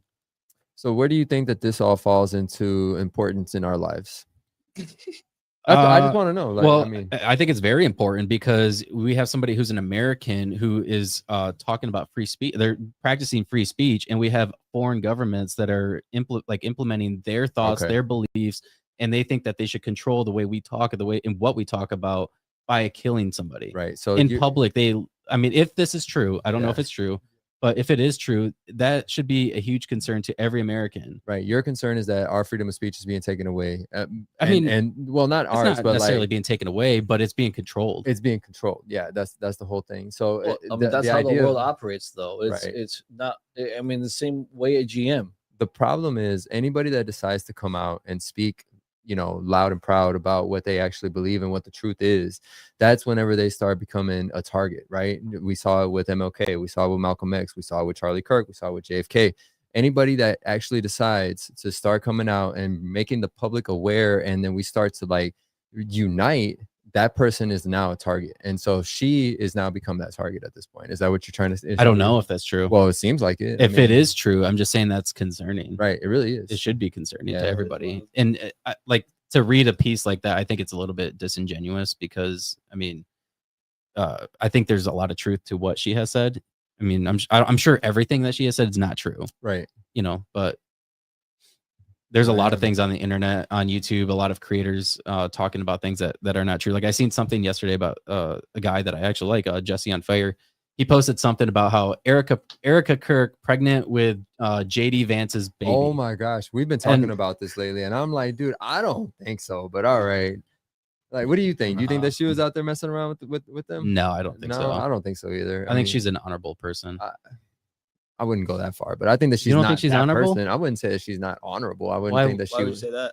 What, that she's not honorable? I didn't say that she wasn't not honorable. I don't think she's proved her innocence yet from his late husband's passing. I don't think she's proved her innocence. he still thinks that she has something to do with it at this point. Why do you think that? I just think the way she acts. Yeah, her actions afterwards, and the fact that I just think that it's a cruel world, and I think that Charlie had positive influence on morals and the people that needed it, and I think the government didn't like that, so they took him out. And I think that they possibly, and this is all speculation, I have no proof at all. I'm just hypothetically speaking, that the government or whoever, someone with money, person in power, said, "Hey, we'll give you 20 million. Shut up. If you say anything, we'll ruin your entire life." But where's that money? Well, we're gonna take out your husband. Okay, Where's that but money in investments? so Could be in the stock market for all we know. well, did you see the whole financial issue with Turning Point? They have a bunch of different businesses created, and one of them's like Turning Point, one of them's Turning Point Action, and a bunch of different ones. And they were making some interesting moves financially, and I can't really speak to it because I'm not I didn't really follow it that closely. Yeah, that but stuff's not uncommon at all. they were transferring millions of dollars to one to another, and they were supposed to report their tax earnings from it like sometime in the beginning of November, end of October, and they didn't. They didn't. They didn't. Uh-oh. That So- type of stuff unfortunately happens all the time. And Yeah. that's a common occurrence. The issue with that is how much money do you have to put down for hush money is really what it's called, hush money. I don't think she was involved in her husband's murder. I don't think so either. I mean, don't dude, know. she had kids with him. She was hoping that she was pregnant with his child when he was murdered. I know it's a dark world, but I think she's in the spotlight a lot, and the media paints her in a very negative light. I can see, but just the way her actions were afterwards, and you're probably right. Maybe I am a But little. what is somebody supposed biased. to act like? I mean, you go from not being in the public spotlight in that way to being now one of the most famous women in the world. How are you Right. supposed to act on camera? Right. Yeah, and that's what You're don't- trying to grieve. I don't give her the benefit of the doubt, I guess, is what it comes down to, because I've seen it before, with maybe in my past personally. So maybe that's where that comes from. But at the end of the, I don't think she's involved I don't because know. I think there's another hot take, but Candace Owens has referred a lot to, she has some sort of inner access at Turning Point, somebody who's giving her information, like supposedly somebody who's seen the autopsy of Charlie Kirk, and that's never been released, but she's seen the autopsy, so she knows everything on there is not like what they're saying in the media. What Turning Point's saying in the media is not completely true. Who would share that information with Candace Owens? Who do you think would do that? I mean, His wife, maybe? Maybe, yeah. So would that be like one of her sources? I mean, I would think so. That seems like the And most plausible thing, right? Another thing that Candace Owens has said, she said, "I will only stop doing this if Erica Kirk tells me to stop." Oh, She publicly said that, and she's never stopped. So you know, at the end of the day, it's So- you can go back into the past as well with all of our past assassinations. You'll never get to the bottom of it because the truth will be it's so muddied. tucked away. It's so Yeah. everything's so muddied now that's like, what's true? And there's so much AI generated We have videos and so clips. much access Bro. to information. Oh, I know. Yeah. It's like, you don't know what to believe anymore. it's true. There's that just goes to say, man, watch out what you guys read. Make sure you do your research, because, like, man, I don't- anything that just pops up is not always going to be the truth, right? Well, you just you got to look at it with for what it is. Like, is it true? Is it not? I mean, at the end of the day, like you said, does it really affect your life? Right. It doesn't. But I think it's good to be aware of what the impacts of something like that could be. I agree. I mean, you just got to know what's happening. You know what I mean? Like, if you understand the information that's out there, you figure out what's happening. If it's something that's going to affect you on your daily basis, then you take it into consideration, but like, just knowing the information is cool too, I guess. Yeah, you no, know? absolutely gives Yeah. you something to talk about on a podcast. Yeah. Oh, yeah. Yeah, I just think it gives you insight into how the world is ran as well. I mean, the Right. world, everybody preaches, "Hey, be good," but What does that mean to you? the leaders are not good. What means good? That's a good question. A good-hearted person, someone who's loyal, is honest, and you look at our leadership right now, and they are not loyal, nor are they honest. Everybody, look at everybody. Everybody at the top, whoever your boss is, whoever look at the top.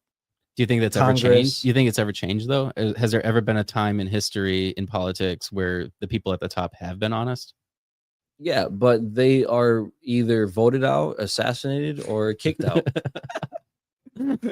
Look at it. I mean, at the end of the day, look It's at true. Exactly. That's what I was just trying to say. Like anybody that tries to Yeah. put that information out there, man, they die or they get kicked out. it. Yeah. Yeah, I mean, it's because the world is ran off of, as bad as it sounds to say, it's ran off of evil. Because just look at it. You know, at the top, how do you think billionaires are billionaires? Nobody in their life should be a billionaire. Tucker Carlson I watched a clip about this today, actually. Tucker Carlson said there's people that are billionaires that shouldn't be billionaires. He's like, there's literally nothing special about them. And he like listed Bill Ackman, who's like suspected for the whole Charlie Kirk thing.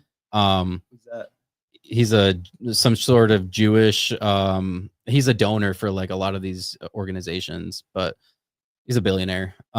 He's like, there's no reason why he should be that rich. He's like, but the problem is he's a dog. Is Like he like one of the guys who was like threatening to pull funds? yeah. Yep.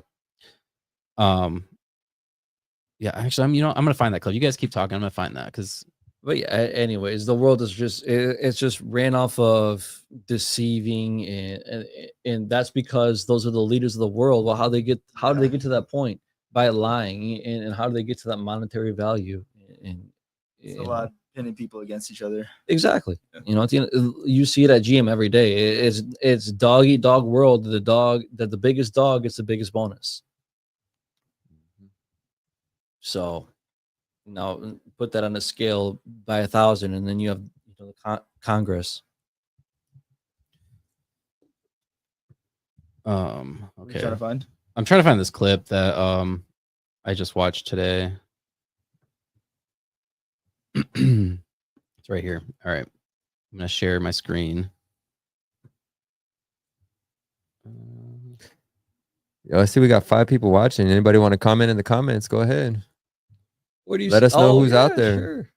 The unfairness of it drives you crazy. And it's particularly galling in the case of Jeffrey Epstein and the whole constellation of people around Jeffrey Epstein, all of whom seem to be getting away with scams. And how do you know they're getting away with scams? I'll tell you how, because they're useless and they're rich.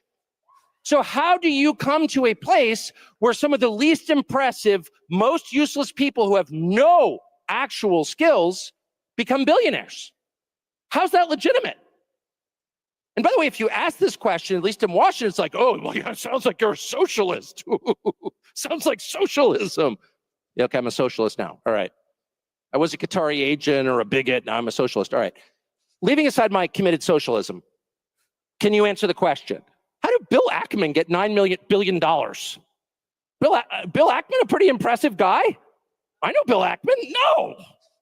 Bill Ackman's like well-connected and super aggressive. That's it. And I think, well-connected, super aggressive people deserve a fair living like everybody else. But if you're accruing $9 million just because you're willing to do anything, I don't know why we have to pretend that's good. How did Epstein get 4 Gulf Streams? How did he get an island, a massive ranch in New Mexico, the biggest house in New York? Like, what is that? Like, at some point, the basic economics really matter. And they matter because not that it's bad that rich people are getting richer, it's bad that everyone else is getting poorer. And it's especially bad that young people can't afford homes. So Tucker is getting to the heart at that. I will tell you right now how Bill is successful. And I just Googled him during that video. He's a hedge fund manager. Oh, is that what it is? And first and foremost, You yes. don't believe it? Huh? You don't believe it? No, I'm just curious. A hedge Sounded fund, like a hedge fund manager is the I scum don't of even the know who earth. he is. I don't know either. Yeah. I just Googled him real quick. Yeah. And I mean, that's how he probably got his Money. wealth. Yes. It's because when you're a hedge fund manager, not only are you managing the assets of other people, you're skimming them for dollar, but the most important part of that is when you become at that scale, at the 0.0001% of people, it's your clientele and who you surround yourself with. So you're with other 20, 30, 40, 50, $60 billion hedge fund managers that can also, hey, throw you a dollar for a dime. And that's how I tell you right now, that's how it works. this is Justin's wheelhouse. Yeah, no, Justin's very big into this whole stock market and understanding how billionaires work. I follow the market all day, every day for the past 6 years at least. Yeah. He's got big investments. Yeah, we're trying to retire here. Yeah, right. Next day. Bro, I'll tell you what, man. The stock market is it's a big deal, and like I wish that I was more involved into it, but I just don't. I don't know. I'm more into. He tells me all the time, because I play fantasy football, that I should like put those skills into the stock market, just so that I think you'd be good at it. That's what he says, because I'm so analytic. Yeah, I was saying you're so analytical with things, right? That I think you'd be good with it. That is what the stock market. You to be successful in that, you need to be like just like that. Right. It's literally paper for paper. And fantasy football and stock market, you can literally transfer information. Why are you so analytical if you don't apply it to things like that? Oh, I mean, I think I'm only analytical to things that I find an interest in. I guess I just don't find. I find the stock market to be more of a boring task. You know what I mean? Like with fantasy football, I think that I'm just so into the sport that I want to know the minor details that all these people are doing. You know what I mean? Just so that I can be good at that part. You know, you got any stock market, any stock investments or anything like that? No, you don't do nothing like that. I feel like if you just need that flame lit under your butt to understand like how the stock market works and what to look at, what indicators, what to look at specifically into not only maybe a stock itself, but how the market operates and moves and why it moves. Right. To understand it. Like let's say you have 1,000-piece puzzle and you only have 10 pieces, where I have 500, we'll say. I'm nowhere near a stock market wizard, but I have enough information where I feel like I could be successful in the market if I needed to. If you just had a couple more pieces, you could start putting your own pieces in, like, oh, that's why that works like that, or why that does that. You can start putting pieces into your indicators, right, and so forth. And I feel like you just need that little flame. I think because you'd be phenomenal at stock market. But another thing is not only that, but you need to have capital to invest. Right. You got to be able to invest into it, and to be willing to make that mistake and be okay with losing that money at that point. Exactly. Yeah, exactly. Yeah. So for you, I think that you should take like a month off as stress leave and just go ahead and straight up day trade, you know, come back a millionaire and then loan us $100,000. I could. You know? It's funny. It's funny. I'm in the process of relieving some of my financial bills, you know, in my personal life, so I can do stuff like that, right, which I haven't had the ability to do since I've made the money that I make now. You know, I've always been financially not strained, but I have nice things because I work hard for my things. Now I'm kind of alleviating that all those bills and whatnot. Yeah, alleviating. That's all right. I get it. I get it. I'm here for you, bro. I'm putting myself in the position where I can do some high risk, high reward. I wouldn't say gambling. We'll say high risk, high reward. See, but the stock market is gambling, though. Don't you think? Like, I mean, I feel like that's basically what you're doing. In the end. You're putting money into something and you're hoping that you get more out of it. But it's based off of your knowledge of the market. True. So it's not necessarily complete gambling. Yeah, because if you're gambling, you're not sure what's going to happen. Right. You know, he's looking at indicators. He's looking at things that are going to make the market go up or down. Right. Well, I have two things to say. First of all, investing is not gambling. Investing is saying I'm just putting money into this because I know it's going to go up, no matter what. It doesn't matter. Like S&P 500. Depending on what you invest in, yeah. Like you can invest into the taco shop that failed. You know what I'm saying? And then you still lost money at that point, right? Well, then you look back at yourself of why you're an idiot invested in something like that. Right. Yeah. Where do you see that's good? Still a tax write-off. Right. Yeah.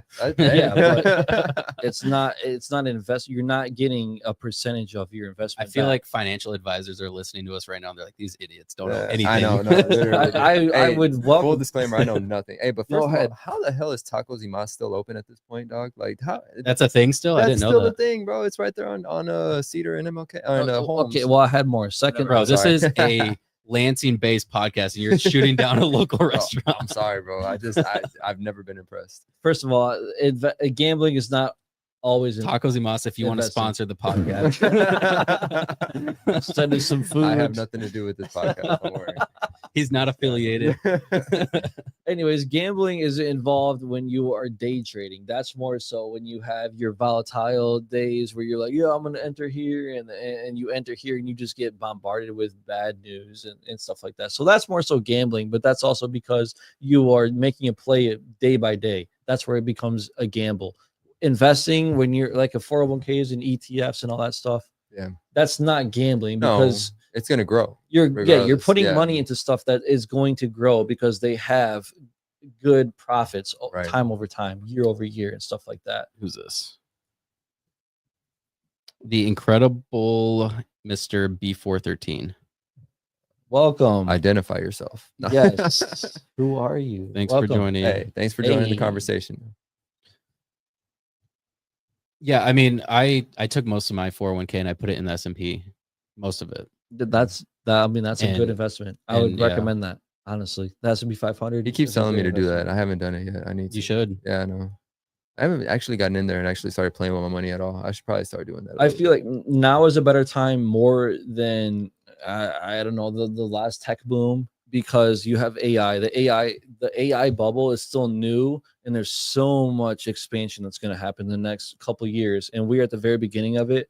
Other than that, I hate AI. I wish it would never exist. I love it. But you can I love AI. You can profit off of it. Your phone is AI, bro. Yeah, I hate it.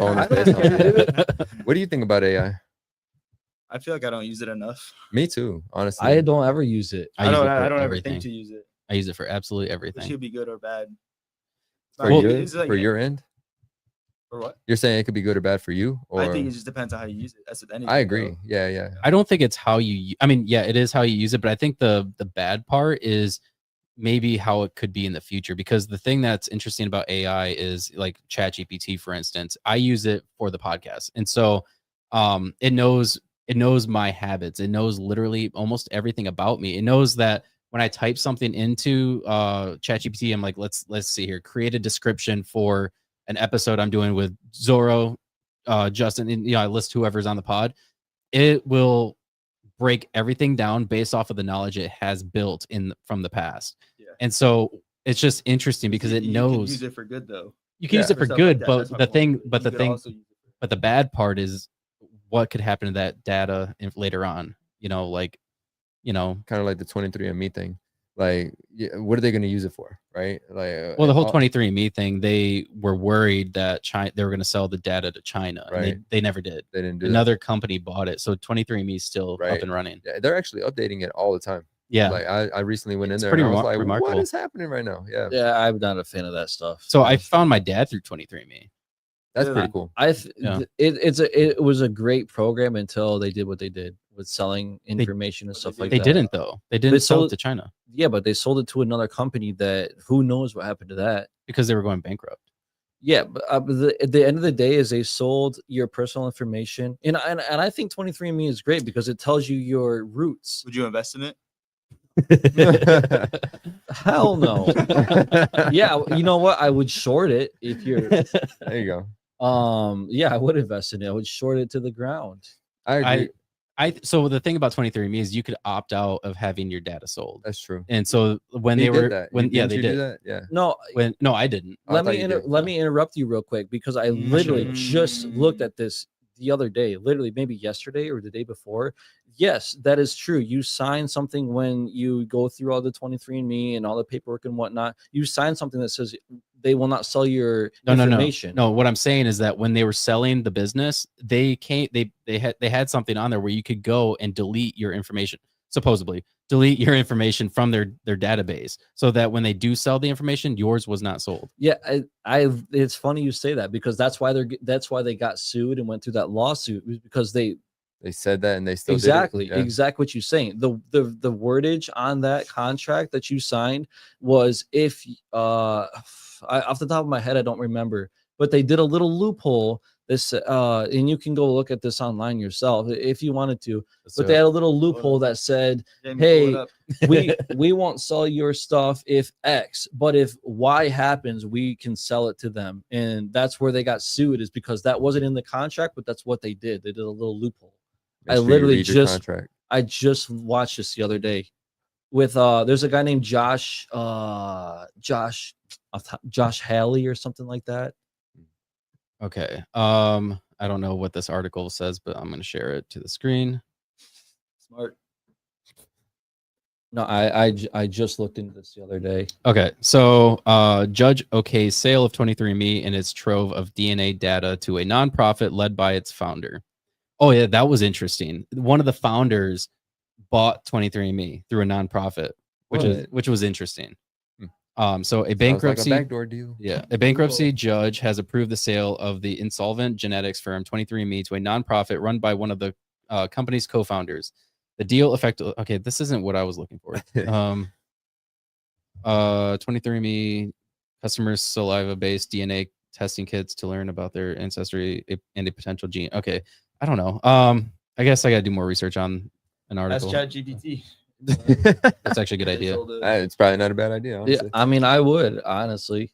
I can ask Gemini if you want. I just watched this the other day. I'm telling you that I like what 23andMe did, but I don't like what they can do. What they can do, and then what they did with all the information. They sold off. It was being real with you though. Like, what's the worst that's going to happen if they did do that? They sell your information. You have to put your social on there. You have to put everything on there. So they're selling your information, not your DNA. Everything is for sale. I was thinking to myself this one time. I was like, man, what if they decided to go ahead and try to clone me? I wouldn't mind. Like, come on now. Okay, so another one of me out there. Everything is for submit sale. a saliva sample and opt for testing. 23andMe uses it to analyze your data and produce reports about ancestry. Yeah, we know that. According to their privacy policy, they encrypt and store genetic information and personal data at rest and in transit, and implement security measures. Okay. By default, 23andMe does not share or sell individual level genetic or personal information with employers, insurance companies, or public databases unless the user explicitly consents. Which part? Law enforcement access is restricted. 23andMe says they will only release data if required by a legally valid court order, subpoena, or search warrant. There's a research program. Users can opt out and allow their data de-identified or genetic plus self-reported data to be used in scientific or medical research. Okay. Yeah, you have to release that. I think that's how they got around that loophole. Was they said it was for medical research when they sold the data, and it was not for the DNA aspect of it. I think that's how they got through that little loophole. One of you is enough, dear. More than enough. You know you love me. That's hilarious. That's how they got around that. Anyways, I just watched it. I think they're a scummy company. Yeah, I mean, they had good intentions, but a bad board. I mean, it's no different than like cell phone companies or social media companies. They do the same thing. They sell all your data to all these other people, all these other companies. Yeah, it's the same idea. That iPhone of yours, it definitely has a lot of information that's going to be passed down from somebody to somebody else. You know what I mean? I'm just saying. We're literally having conversations about 23andMe, and you're gonna see ads on your Facebook feed. 23andMe, guarantee it. I mean, you can actually turn that off on your phone though, if you really wanted to. You just got to go into the settings and turn it all off. But do you like that? I kind of like that aspect. Honestly, I kind of do. It's very convenient. Talk about something to get ad targeted, right? Yeah. And we're sitting here acting mad about it, and then we actually like it. Jeez. Yeah. But I agree with you, Seth. When it comes down to like AI or whatever, like it's you either grow with it or you don't. You know what I mean? And if you don't, I heard like a comparison with social media one time to like a fire or like a knife. How so? All right, go ahead. Like it could be used for good or it could be used for bad. Like you can kill somebody with a knife, but you could also like use it to hunt. Steak. Yeah, cut somebody's rope down if they're trying to. Right. Yeah, you can kill somebody and make a steak out of them. Bro, this guy, the best of both worlds. Horrible. I'm just kidding, FBI. There was a guy. This happened out near my friend Scott, where he lives out near Morris. There was a guy that had a lover come to his house. He flew in from New York. They met like on some dating site, and he came for the weekend. And something happened to where this guy, like the guy that he came to see that lives here, like tried killing him or something. And so he ran out of the house naked, and he was running through like a cornfield, and somebody found him, and Scott shot him. And he ended up flying back to New York. Well, then he came back, and like a couple weekends later, and this was actually, I think, New Year's or around Christmas time a couple years ago. and he killed him. He killed him, Wow. and then he cut off his penis, and I believe he ate it. That's sick, bro. And they couldn't find this Jeez. guy for like the longest time. Interesting. I think his name was Kevin Bacon, Like the actor? like the actor. Oh my gosh. The Yeah. name fits. She likes Yeah. meat. What was that lady that did that to her husband? Lorena Bobbitt? Is that her name? Yeah, she chopped off He Lorena Bobbitted her, bro. Yeah. Damn. But he died. That's crazy. Yeah, her husband didn't die, right? No, Some no, crazy no. She people. survived. I don't even know how the hell that actually happened. that's Right? Don't understand. The guy was extremely intelligent too. I guess he had patents with HP, the company HP. Yeah, He was no like an kidding. engineer. Wow, good for him. Well, he's in prison now, so Was it then? Yeah. That's great. That's insane. so that took a dark turn because of Justin. Yeah. It's Anyways. never heard of that. Wait, how was it my fault? You brought up the serial killer thing. Killing somebody and eating them steak. With Yeah, the steak? Like a you, steak. you said the best of I both was worlds. just following your lead. Because he said the Blame- knife blame thing, the white yeah. Blame the white guy. You are the You're minority only here. one, huh? Yeah. I'm getting ganged up on, man. Wow. What is this, like hate crime? Is that what you're trying to say? Towards me, yeah. I'm getting beat up over here, man. Let's turn the cameras off. Yeah. Sound only. That's funny. Bro, how was it running in that weather this morning, man? Or this afternoon? It's freezing. Yeah, I bet. Yeah. How many probably miles with you run? Hail. 2 miles. No, I Oh. did like 4. Oh, did 4 or you? 5. I tacked on 2 miles after that. Oh, I didn't see the other one then. Okay, I only saw the 2 miles. Regardless, though, yeah, I was going to, You and gotta then go I was bathroom? like, I can't do that. Sorry, buddy. He's about to go get a knife. Speaking of knives, it probably felt like little pins and needles hitting That- on your that face. hail, yeah, yeah, it dude, was- for sure. I was gonna wear my safety glasses if I was gonna go out there. Dog. I just wear like my running glasses. Did you? You Yeah. guys get on the pod for a minute. I'm gonna go to the bathroom too. Sure, dude. All right, I'll be back. All right. Can't cut this one. No, yeah, that's all right. But yeah, dude. You said that you put in for the lottery for Chicago, right? Chicago, yeah. And then you already signed up for Bayshore. Registration hasn't opened yet. Oh, that starts in January, right? First week of December. I think December 1st. Oh, is it? Okay. Yeah. Yeah. I'll most likely put in for that. Nice. Oh yeah, dude. What? I mean, I know that you've been running some really fast halves lately. Like, do you feel like you're gonna be able to break your 3:30? Yeah. Yeah. Yeah. Nice. I want like a 3:15. 3:15. That's what you're going for? Hell yeah. That's what's up. Bro, when you commented 3:30 on my post, I was like, no, there's no Why way. not? Because, dude, I don't think that I'm there yet. I'm not gonna say that I can't do it, but I'm gonna say that it'd probably be a much tougher task. I want to see how it feel like to do 3-4 in between 3:45 and 3:30 at this Well, like point. where your heart rate sits, like Yeah. the heart rate monitor, Yeah. and like the paces you've been doing, it could correlate to a 3:30.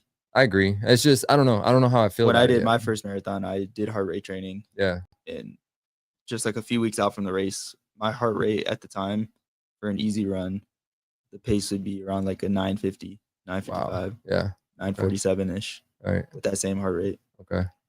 and that correlated to a 3:32. See, and that correlated to a 3:30. I got a 3:32. Wow. Was that Houston? No. No, it's just my first Oh, marathon. you're talking about the one in Yeah. Bayshore? Yeah. Okay. Nice, dude. Okay. Well, I mean, you also got a different kind of dog in you, bro. I ain't gonna lie. Like the fitness is there. Like it's gonna hurt. it's gonna hurt. Yeah, Yeah. for sure. Dude. All right. So I was watching this video the other day, and I felt it really applies to a lot of people that I know, including you. It said, the elite, when they run, they still feel that pain. But Yeah, when, it all but hurts. It all hurts. It Yeah. always hurts. It's just a matter of how you're gonna deal with it whenever it starts coming with you. When you freak out, Yeah, that's when you're gonna fail. But yeah, if you you just kind can, of have to accept it. you going have to into it. manage it. Yeah, exactly. That's so- all any endurance is. It's right. managing anything. And I've been telling myself that for like every long run that I'm on and any kind of like hard workout that it goes, it's like, I'm going to feel this. It's fine. You know what I mean? 100%, And yeah. just like continuously convincing myself that Yeah, I get It's all the okay. same pains everybody else. Yeah, sees of, like, exactly. Yeah. You just got to be able to handle it. And that's it. Yeah. side stitch cramps. You get Yeah. your, Your toes leg hurt, your hips yeah. start to hurt. Today all my that shit ears hurt. were freezing. Oh, I bet, and man. numb. Yeah. Like I think that that's kind of like the whole David Goggins mentality, right? agree. When you see like him take a picture of his feet that are like completely blown apart. yeah, And it's to an like- extent though. Like I would never compare. No. No, but it's like it's the idea that no matter how injured you are, like you're still gonna do it because pain is relative. Yeah, it depends on like what you're going for. Right. Yeah, you with pain though is a whole different level. Like you'll have the worst, like, you know, shin splints, and you'll still go out there and run 10 miles. And somehow, like what you did with Chicago, you had a hamstring injury, right? Or something like that. Yeah, Or- tear my yeah, hammy. yeah, exactly. And you still went out there and did a 3:35 or something, or what was it? Like It was a a 350. 350. Oh, it was 350 something. Regardless. Yeah. I was impressed. Was it 353? I thought it was like 340 I something. thought it was faster. Nah, it was yeah. like 350 something. Okay. I was impressed because when I did my marathon, I fully trained for it and everything, and I went into it like not injured. Yeah. And you did it faster than I did my marathon. Well, that's what I'm And telling you with were- the you fitness, went into 'cause, it injured. I did train for that race, Right. but For I Chicago? tore the hammy, yeah, like almost a month out. Right. So like, Okay. but like a lot of the fitness was still there. So Yeah. it was just a matter of like, Yeah, of pulling it back let's out. just push through it. Yeah, yeah. And, like, Yeah, I mean, I understand that the fitness is there, you know, it's just more so, yeah, like you said, just pushing through it. You know what I mean? Like, yeah. was like, you're already gonna be out there, Right. You might as well. Well, yeah, Go hard. it's definitely no holds barred whenever I get there. You know what I mean? It's what's Yeah. gonna happen is what's gonna happen. We're gonna go out there, we're gonna run it, we're gonna do the best that we can no matter what. Yeah, Right. let it rip. So yeah, just let it rip, like you said. And that's what I did with that 10 miler that, you know, that I got my PR on this year, which I was really proud of. 116. I mean, that's nothing to, you know, to sneeze at, but you know, it's still a good run. You know what I mean? So, and I felt that pain, but I was pushing. I didn't care. I just kept on going. Yeah. Yeah, you just got to think about it like it's going to be over. This is Yeah. the worst it's going to get. Right. And then I can rest. Right. That'll be fine. Yep. The only And thing. it's always tough too, because like I've done 8 marathons. Right. In Bayshore last year. I was hurting so bad. And like I always tell people, because I've done marathons, I'm like, that last 6 to 8 miles, like that's just all in your head. Mhm. Right. Like you're gonna hurt, but just push through it. And I got to that point and I'm like, maybe I'm like not a marathoner. Mm. That shit hurt. Yeah. And I was like questioning myself, like maybe you're not as tough as you thought you were. Like, Right. so That kind of mind game, dude. That's it plays with you. 'Cause that's you're that like, you against think, you like shit. I've been Yeah. here before, but like Right. you have your body forgets. Like It's because the mind takes over. You know what I mean? Like the mind is a lot of people like to describe the mind as a governor. You know what I mean? Like Right. your mind is going to shut down before your body actually does. yeah. And if you let your mind win, then you're just going to fail. You know, so it's all a mind game, and it's you against you out there. And if you're gonna sit there and you're gonna be a bitch about it, then you're gonna bitch out. You know what I mean? But if you're gonna go out there and, you know, take it with a grain of salt, whether you are hurting or not, and then you're going to still go out there and just finish it out strong, whether you stopped and then you kept on going or you just didn't stop, you know what I mean? As long as you don't quit, right? I'm trying to give you context though, of like you could push for something like that. Right. Like even if you don't think you could. I didn't know what I could do. It was my first marathon, so I Right. had nothing to gauge off of like, oh, I could probably do this because I did this race, or I could probably do that because this happened 2 races ago. Right. It was my first marathon. I didn't know what would happen. Right. It's like I'm gonna just show up and run. Right. Sounds like It is. toxic masculinity to me. Oh, made up ass shit. I'm not right. All right. Does it not? So I've never ran a marathon before, but does it not make you? Let's say when you're in the last stretch, I don't think you could. the last 75%. Do it. What were you about to ask though? Does it not? Does it not make you want to just catch that next person in front of you when they're like 50 feet in front of you? It Just does. to- I it also does. have that same mentality of like there's a million. It could other fuck people you in front though, of that man. person. It totally So, fuck like, you. you could feel tough thinking I'm about to catch this person, but there's other people. I But don't yeah, know, you, dude. You do have to play those mind games. Though. Yeah, I see. Me personally, I love. Again, I literally thrive off of people doubting me. And if I saw somebody that was faster than me and they were 50 feet in front of me, I'm like, I'm gonna catch them. Then I see somebody in front of them, it's just my mentality. Now, maybe physically, I just don't have it in me, but Yeah. mentally, my strength is like Definitely. I will kill to be in front of that person up there. Yeah. And I don't Yeah, know You if should, you should have a mentality like that. and Yeah. I love that mentality, like especially working out with this guy right here because he's bigger than me. Working out with him where he pushes, he's like, I'm gonna put 215 on there, Toxic 205. masculinity. Oh yeah, Yeah. like, you only did 8 of those. I'm gonna do 10. Okay, well, Yeah, there was one time we just kept upping the reps. We were benching. 17, 18. Yeah, he was like, "You did 16. I'm gonna do 17." And Invite you. he did 17. I did 18. No, I don't want to. I don't want to play. Oh, But that's the thing. Like, dude, I have to be super thankful for Sip because Sip and I started working out over a year ago. Yeah. And I don't know if Sip remembers, but like when we started working out, like I was not as fit as I am today. Like No, not at all. so much stronger. And I've always worked out, but like working out with him for one pushed me, and then we started following like a really good workout plan. He's always done it, but I started doing it too, and it's completely changed my fitness level. A lot more stronger, a lot more fit, just bigger and stronger. And so like Sip is still stronger than I am. It's kind of the same scenario, you know, like I'm stronger, bigger than you, and like then, that. and then he's the same thing. Like I'll be benching heavy. I'm like 205, and then Sip's like 3 plates over there. I'm like, oh my gosh, really, dude? Yeah, but I also have the mentality is still of like there's somebody out there doing more than me, so I never feel like I'm like the Yeah, the tough guy. No, you don't portray yourself that way. Nah. the only time I think that, not that I think that I get to feel like I'm the bigger fish is working out with no disrespect, but when I work out with Zorro. Not with me, bro. And That's a chess listen, move saying I that. don't want all right. But the thing is like it's the same thing. Is like the same thing that he thinks is you. Is like I'm sure I like 185 on there. I'm like, yeah, I'm the shit, and then you know, and so forth. But it's the same thing. I always know there's a bigger fish, and that bigger fish is right here. And I also know like, I've been doing this for like a long time. As Right. Well, so Yeah. there's also that aspect of it.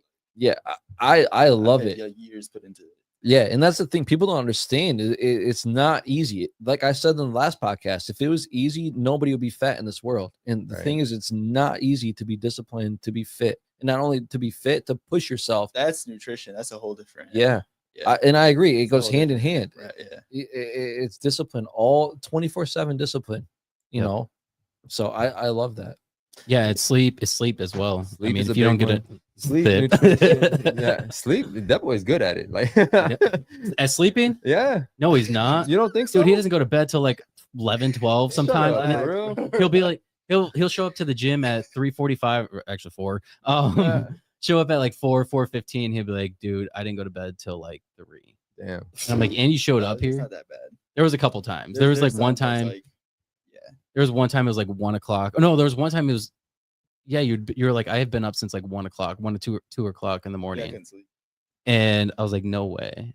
See, I don't know, because I mean, you posted one time your Garmin thing that you had 8 hours of sleep First or time whatever. ever got- For real? Get out of here. Not my first time getting 8 hours. Yeah, but I got the 100 on the sleep. Oh, okay, So gotcha. it was like All right. productive 8 hours. Yeah, I don't know, man. I love sleep. I love to I only sleep. had like 3 hours 40 something minutes last night. Really? Yeah, I went to work early though. Oh, okay. Well, that makes sense then. Yeah, no, I try to strive for at least 6.5 to 7 hours. You know, if I Solid. can get that, then Yeah. I can get it, and I then get I'm around all right. 5.5. 5.5. Okay. Yeah. Sometimes like a 4. Do you guys think that is accurate? Like if you say it's a good percentage, then you feel well rested? See, I'm not big on like I just like knowing the time on it. I go based on like how I feel. Mhm. Yeah. So Yeah. I don't look at it and be like, oh, I got 100 sleep score. I feel great. Because like I was so tired when I woke up that day. Yeah. Like It depends on the type of sleep. sleep. 100 sleep score was cool. Yeah, there's some But, like, I there's was some still, days like sore. I was still a little tired, a little groggy when I woke up. Like there's Right. some days my woke up to sleep alarm, score went back to sleep. some days my sleep score is really low, and my watch will tell me like, take it easy today, like maybe you should, like if you're gonna run, do it between like this amount of time.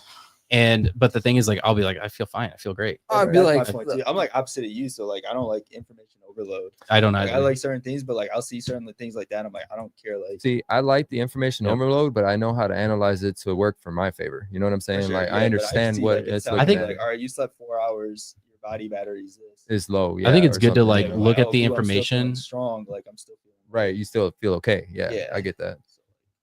What? It's good to know, like, understand your body, and like maybe yeah, that's not my point like too. Like it's cool to look at it, and Yeah. see it, but like I don't get too deep into like, Yeah. oh man, How it's much saying I REM slept you like got, shit, so, or like, how often you woke up, or like Yeah. deep sleep, light sleep, all that good stuff. I think Yeah. it's interesting because you can look at it like, man, I feel like crap. Like, why do I feel like crap? And then you can Yeah. look at your sleep score and then be like, wow, I got like this amount of like REM Right, hours sleep sleep. or woke whatever, up, hit yeah. this gap of, like, Yeah, It's very true. I mean, and again, I like the information overload, but you have to understand yourself as well. You know Right, what I mean? exactly. Like, apply it to you as a person. How you feel is a big deal.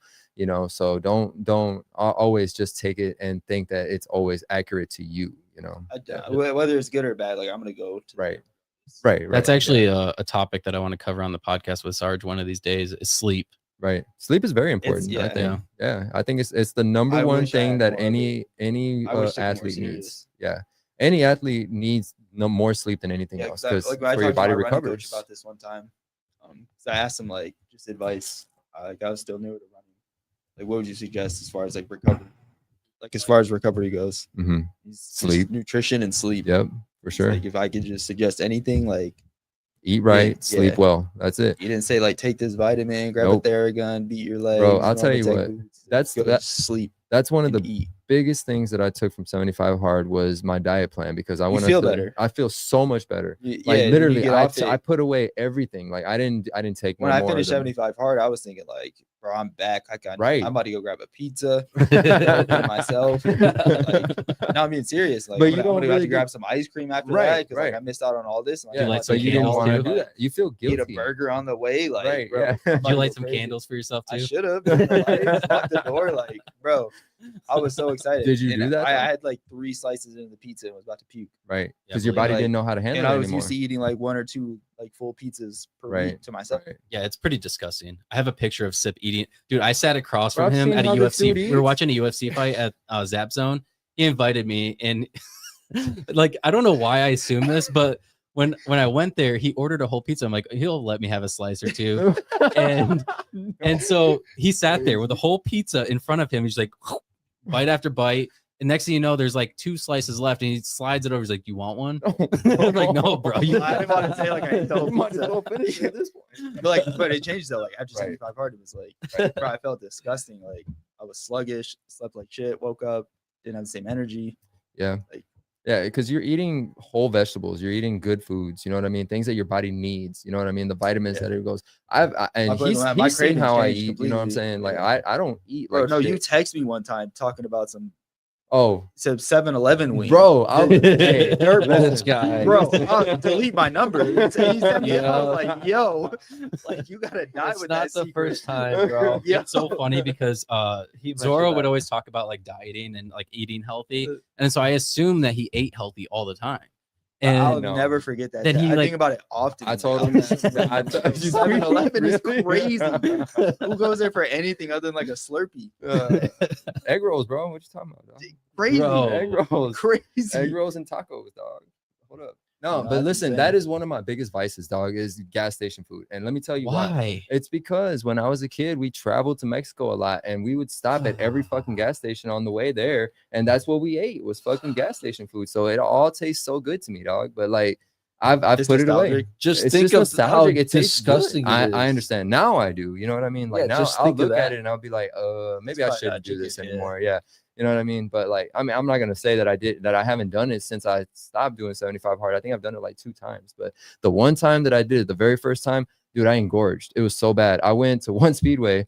I got 2 taquito rolls, right? I ate them boys, pumped my gas, and then I was driving to get my daughter, and I stopped at another Speedway, grabbed a fucking burrito and 2 taquito rolls, ate that shit, bro. And then I How went- high were you? I wasn't. That was the problem, dog. And then I went and got my daughter, and I got my kids, and I went home, bro. I could not. I came to work the next day, fucking yakking. It was so No bad, way. dude. My body like shut down. No It way. was so bad, dude. It's because it didn't know Shoulda how to got the handle that wings, kind bro. of. Was that the day that you said you puked or some shit? Yeah, that was the day that I had to go to medical, bro. Like, or Oh, I don't know. dude, it was bad. It was I so think bad. that was the other day I I, had took off. shut. Wait, wait, down. wait. I All right. literally shut down.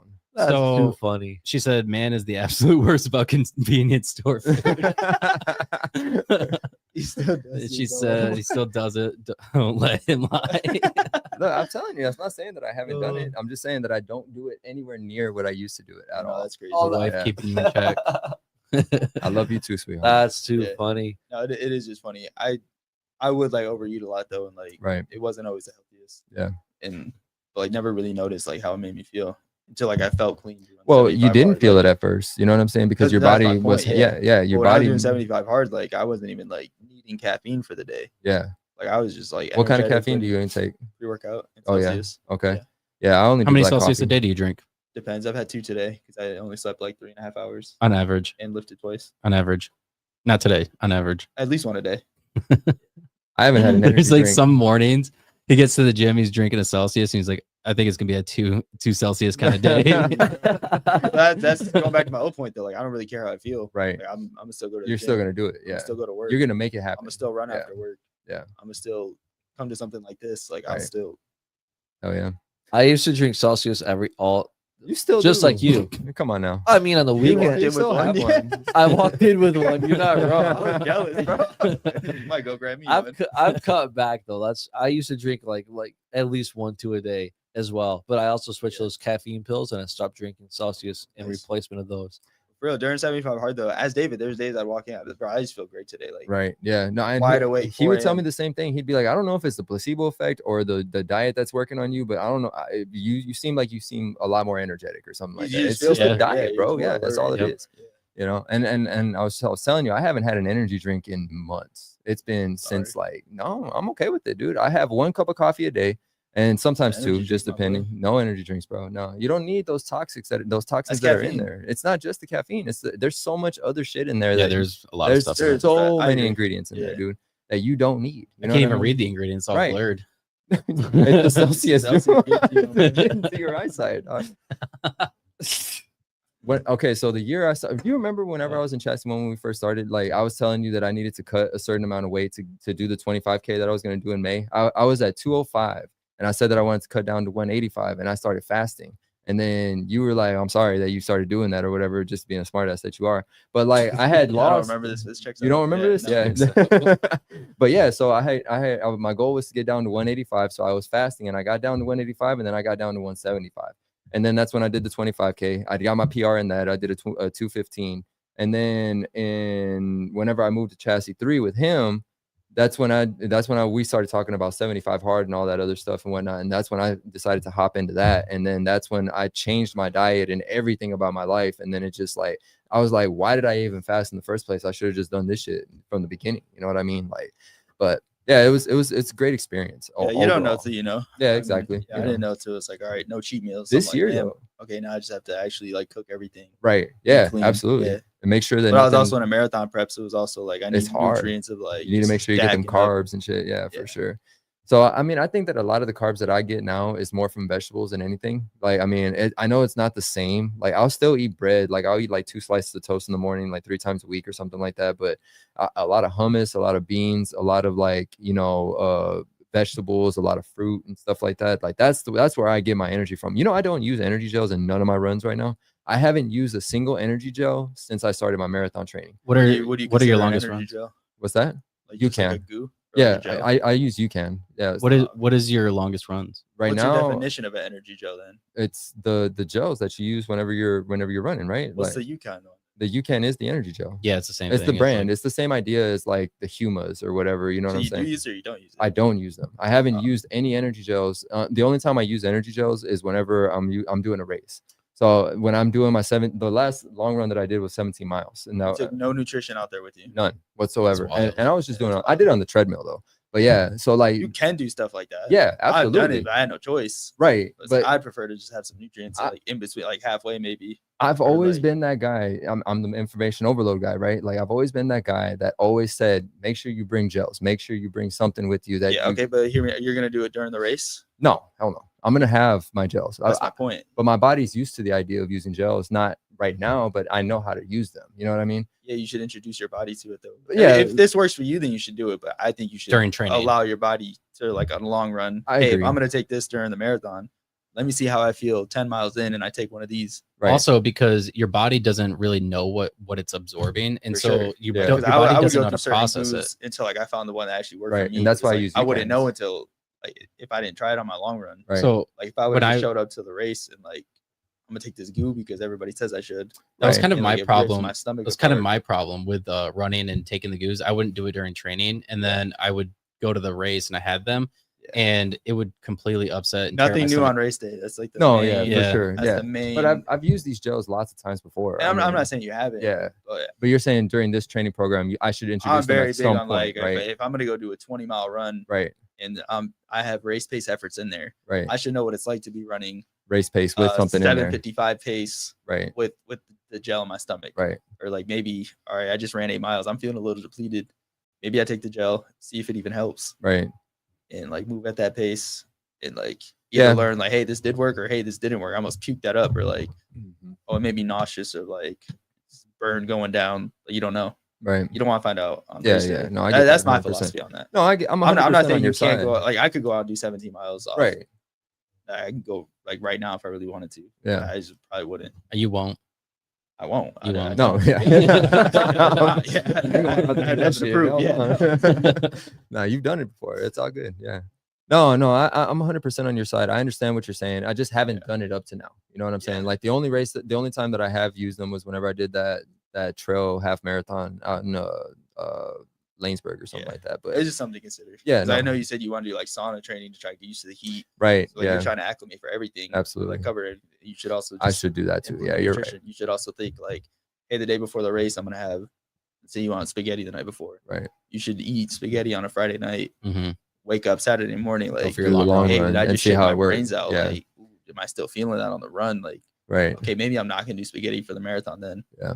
No, I don't ever really Maybe I'll do like I haven't even had potatoes. pasta. With, like, Honestly, I'm just giving like I get it though. Yeah, yeah. Potatoes though. Yeah, that's whatever where it's you at, eat bro, before for your sure. long run is something that you should have that should have been part of your training regimen. Absolutely. yeah, Is you what he's saying. shouldn't be like Absolutely. reintroduced into like for the first time Right. going to do a race. Yeah. No, it's a lot of vegetables for me. Yeah, Yeah. you don't want to get to race day and be like, man, I covered every step other than Nutrition. this. Yeah, what? Yeah. Damn, what if I would have practiced with this? Right. That makes the biggest like, difference too. Is your You nutrition go the day and say, before. Oh, yeah. bro, Absolutely. I went out to Houston. I hit the wall at mile 13. I don't know what happened. Really? No, I'm saying if this happens to you, I like, thought you were saying it know, happened to you. I was like, damn, for real. Hold up. Yeah. I remember you saying that mile 13 in Houston was the shitty mile though, because that's where that big hill's at. And I was looking at the elevation gain, and it really is. It's probably like a gain of like I was also 60 hurting feet at or like mile something. 10. So Were like, you it really? probably would have had a different Oh, yeah. mindset if I like Weren't hurting as much. if I felt good. Yeah. I feel like when you travel to do something like that, it's a lot harder anyways. It was a lot bad. Yeah, Because it was your whole training regimen is already kind of thrown off, and then the way you eat is thrown off. You got to like none of your routine is not the same bad. It wasn't whatsoever. the same. No. So it just makes it a lot more difficult. What changed? I don't know if anything necessarily changed, but I noticed the weeks leading up to it was like 2 weeks out from the race, my heart rate was just spiking. Mm-hmm. So like runs, I would run at like a 9:30 pace. My heart rate's in the 140s. So I wear my heart rate monitor. Right. Now I'm doing that and it's cold outside. I'm running that same pace. My heart rate's like 165, 170. That's crazy. I get to Houston, like my legs are just throbbing, Right. just uncontrollably. Like I try to put my legs up on the wall, flush whatever's in them. Did the 5K shakeout, same Yeah. thing, heart rate spiking. I'm running like 940 something pace. Wow. Like easy pace. I start the race in Houston. I'm like, all right, whatever. Like this is the pace I trained for. I'm gonna stick to my race plan. Whatever happens, happens. Went out and just eventually just started to fall off. You still had a 333, right? Or something like that? 333 flat, yeah. Yeah. Do you have a running coach for that one? No. Because I know at one point you had a running coach. I think it was right after Houston, right? That you got a running coach. No, this is for Bayshore 2024. Oh, okay. Okay. PR, yeah. Yeah. I think we talked about that at one point. You guys ready to wrap this boy up? Yeah, we can if We've been going for over 2 hours. We have Wow. 5 people steadily watching, so I want to say thank you for tuning into the show. Real quick, if you are watching on YouTube, or if you're not watching on YouTube, you're watching on social media, go to YouTube, subscribe. It's free to do so. It helps the channel. It helps my channel grow. Also, I just released a new newsletter today, right before the podcast, about Thanksgiving and what I'm thankful for this year. It's something I'm going to start doing every week, just kind of releasing. It's kind of interesting because I started the Substack as like a way to kind of promote the podcast, and I didn't really know how to do that because I'm like, I already offer the podcast for free, like it's on YouTube, it's on all these other platforms.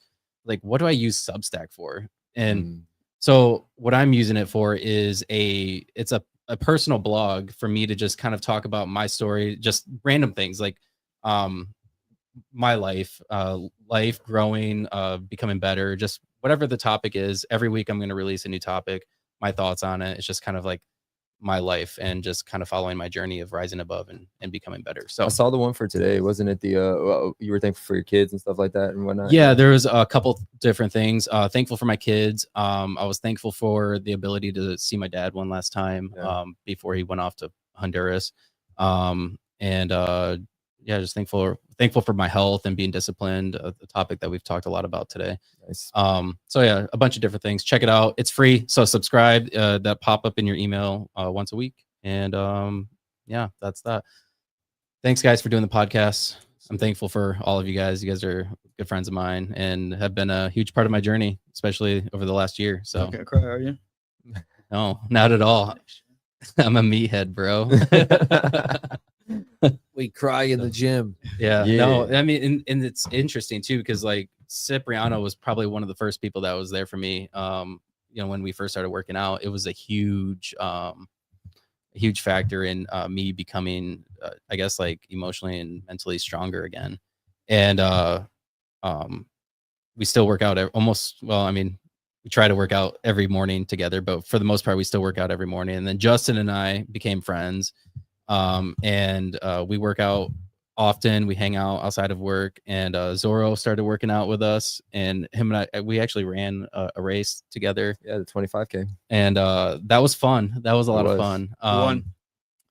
Well, we won't talk about that. I won, sir. I won. Hey, I won the 5K. That's cool. I wasn't trying to. I had a really good time on the 5K, and then when I got, I think, to mile 6 or 7 in the 15Ks, That's when you started crashing. That's when my legs and everything just started. I text David that week up, like, yo, pace yourself early. Yeah. Don't go out hot. Like, you didn't train. I told him the same thing. Pull back. He just went out hot. Blew up. Man. The incredible Mr. B413 says, shout out to Cepriano for the assist. I'm sorry. Who is that? Who is this? Yeah. So yeah, I know. That helped push me. Like we were all talking crap to each other at work, and I was like, you know what, I'm gonna do that race too. And I hadn't trained at all. This dude ran like 3 miles before the whole thing. No, I didn't run at all. At all? I didn't run one time. I didn't run one time. I call him David Dudley. Nice. No, I didn't run one time before that run. The day before, I went to the Mac and I did I did cold plunge, steam room, and sauna. And I think I actually kind of messed up by doing that. I shouldn't have done that because I dehydrated yourself. Yeah. And I didn't have enough time to rehydrate. So I think that also didn't help. I drank so much water, bro. But it's just, you sweat it all out. So for sure. I should have done it probably like the day before that one, and then do it again next year. I'll do it again. We're gonna do it, 75 hard, and I'm probably will start running during that time. So guess we'll see. Yep, we'll see. So yeah, thanks guys for doing the podcast. This was fun. Thanks for having me, man. Happy Thanksgiving, everybody. Happy Thanksgiving, y'all. Thanks for tuning in. Boom. Zorro. Give him a fist him, dude. Yeah. All right, guys. Peace out.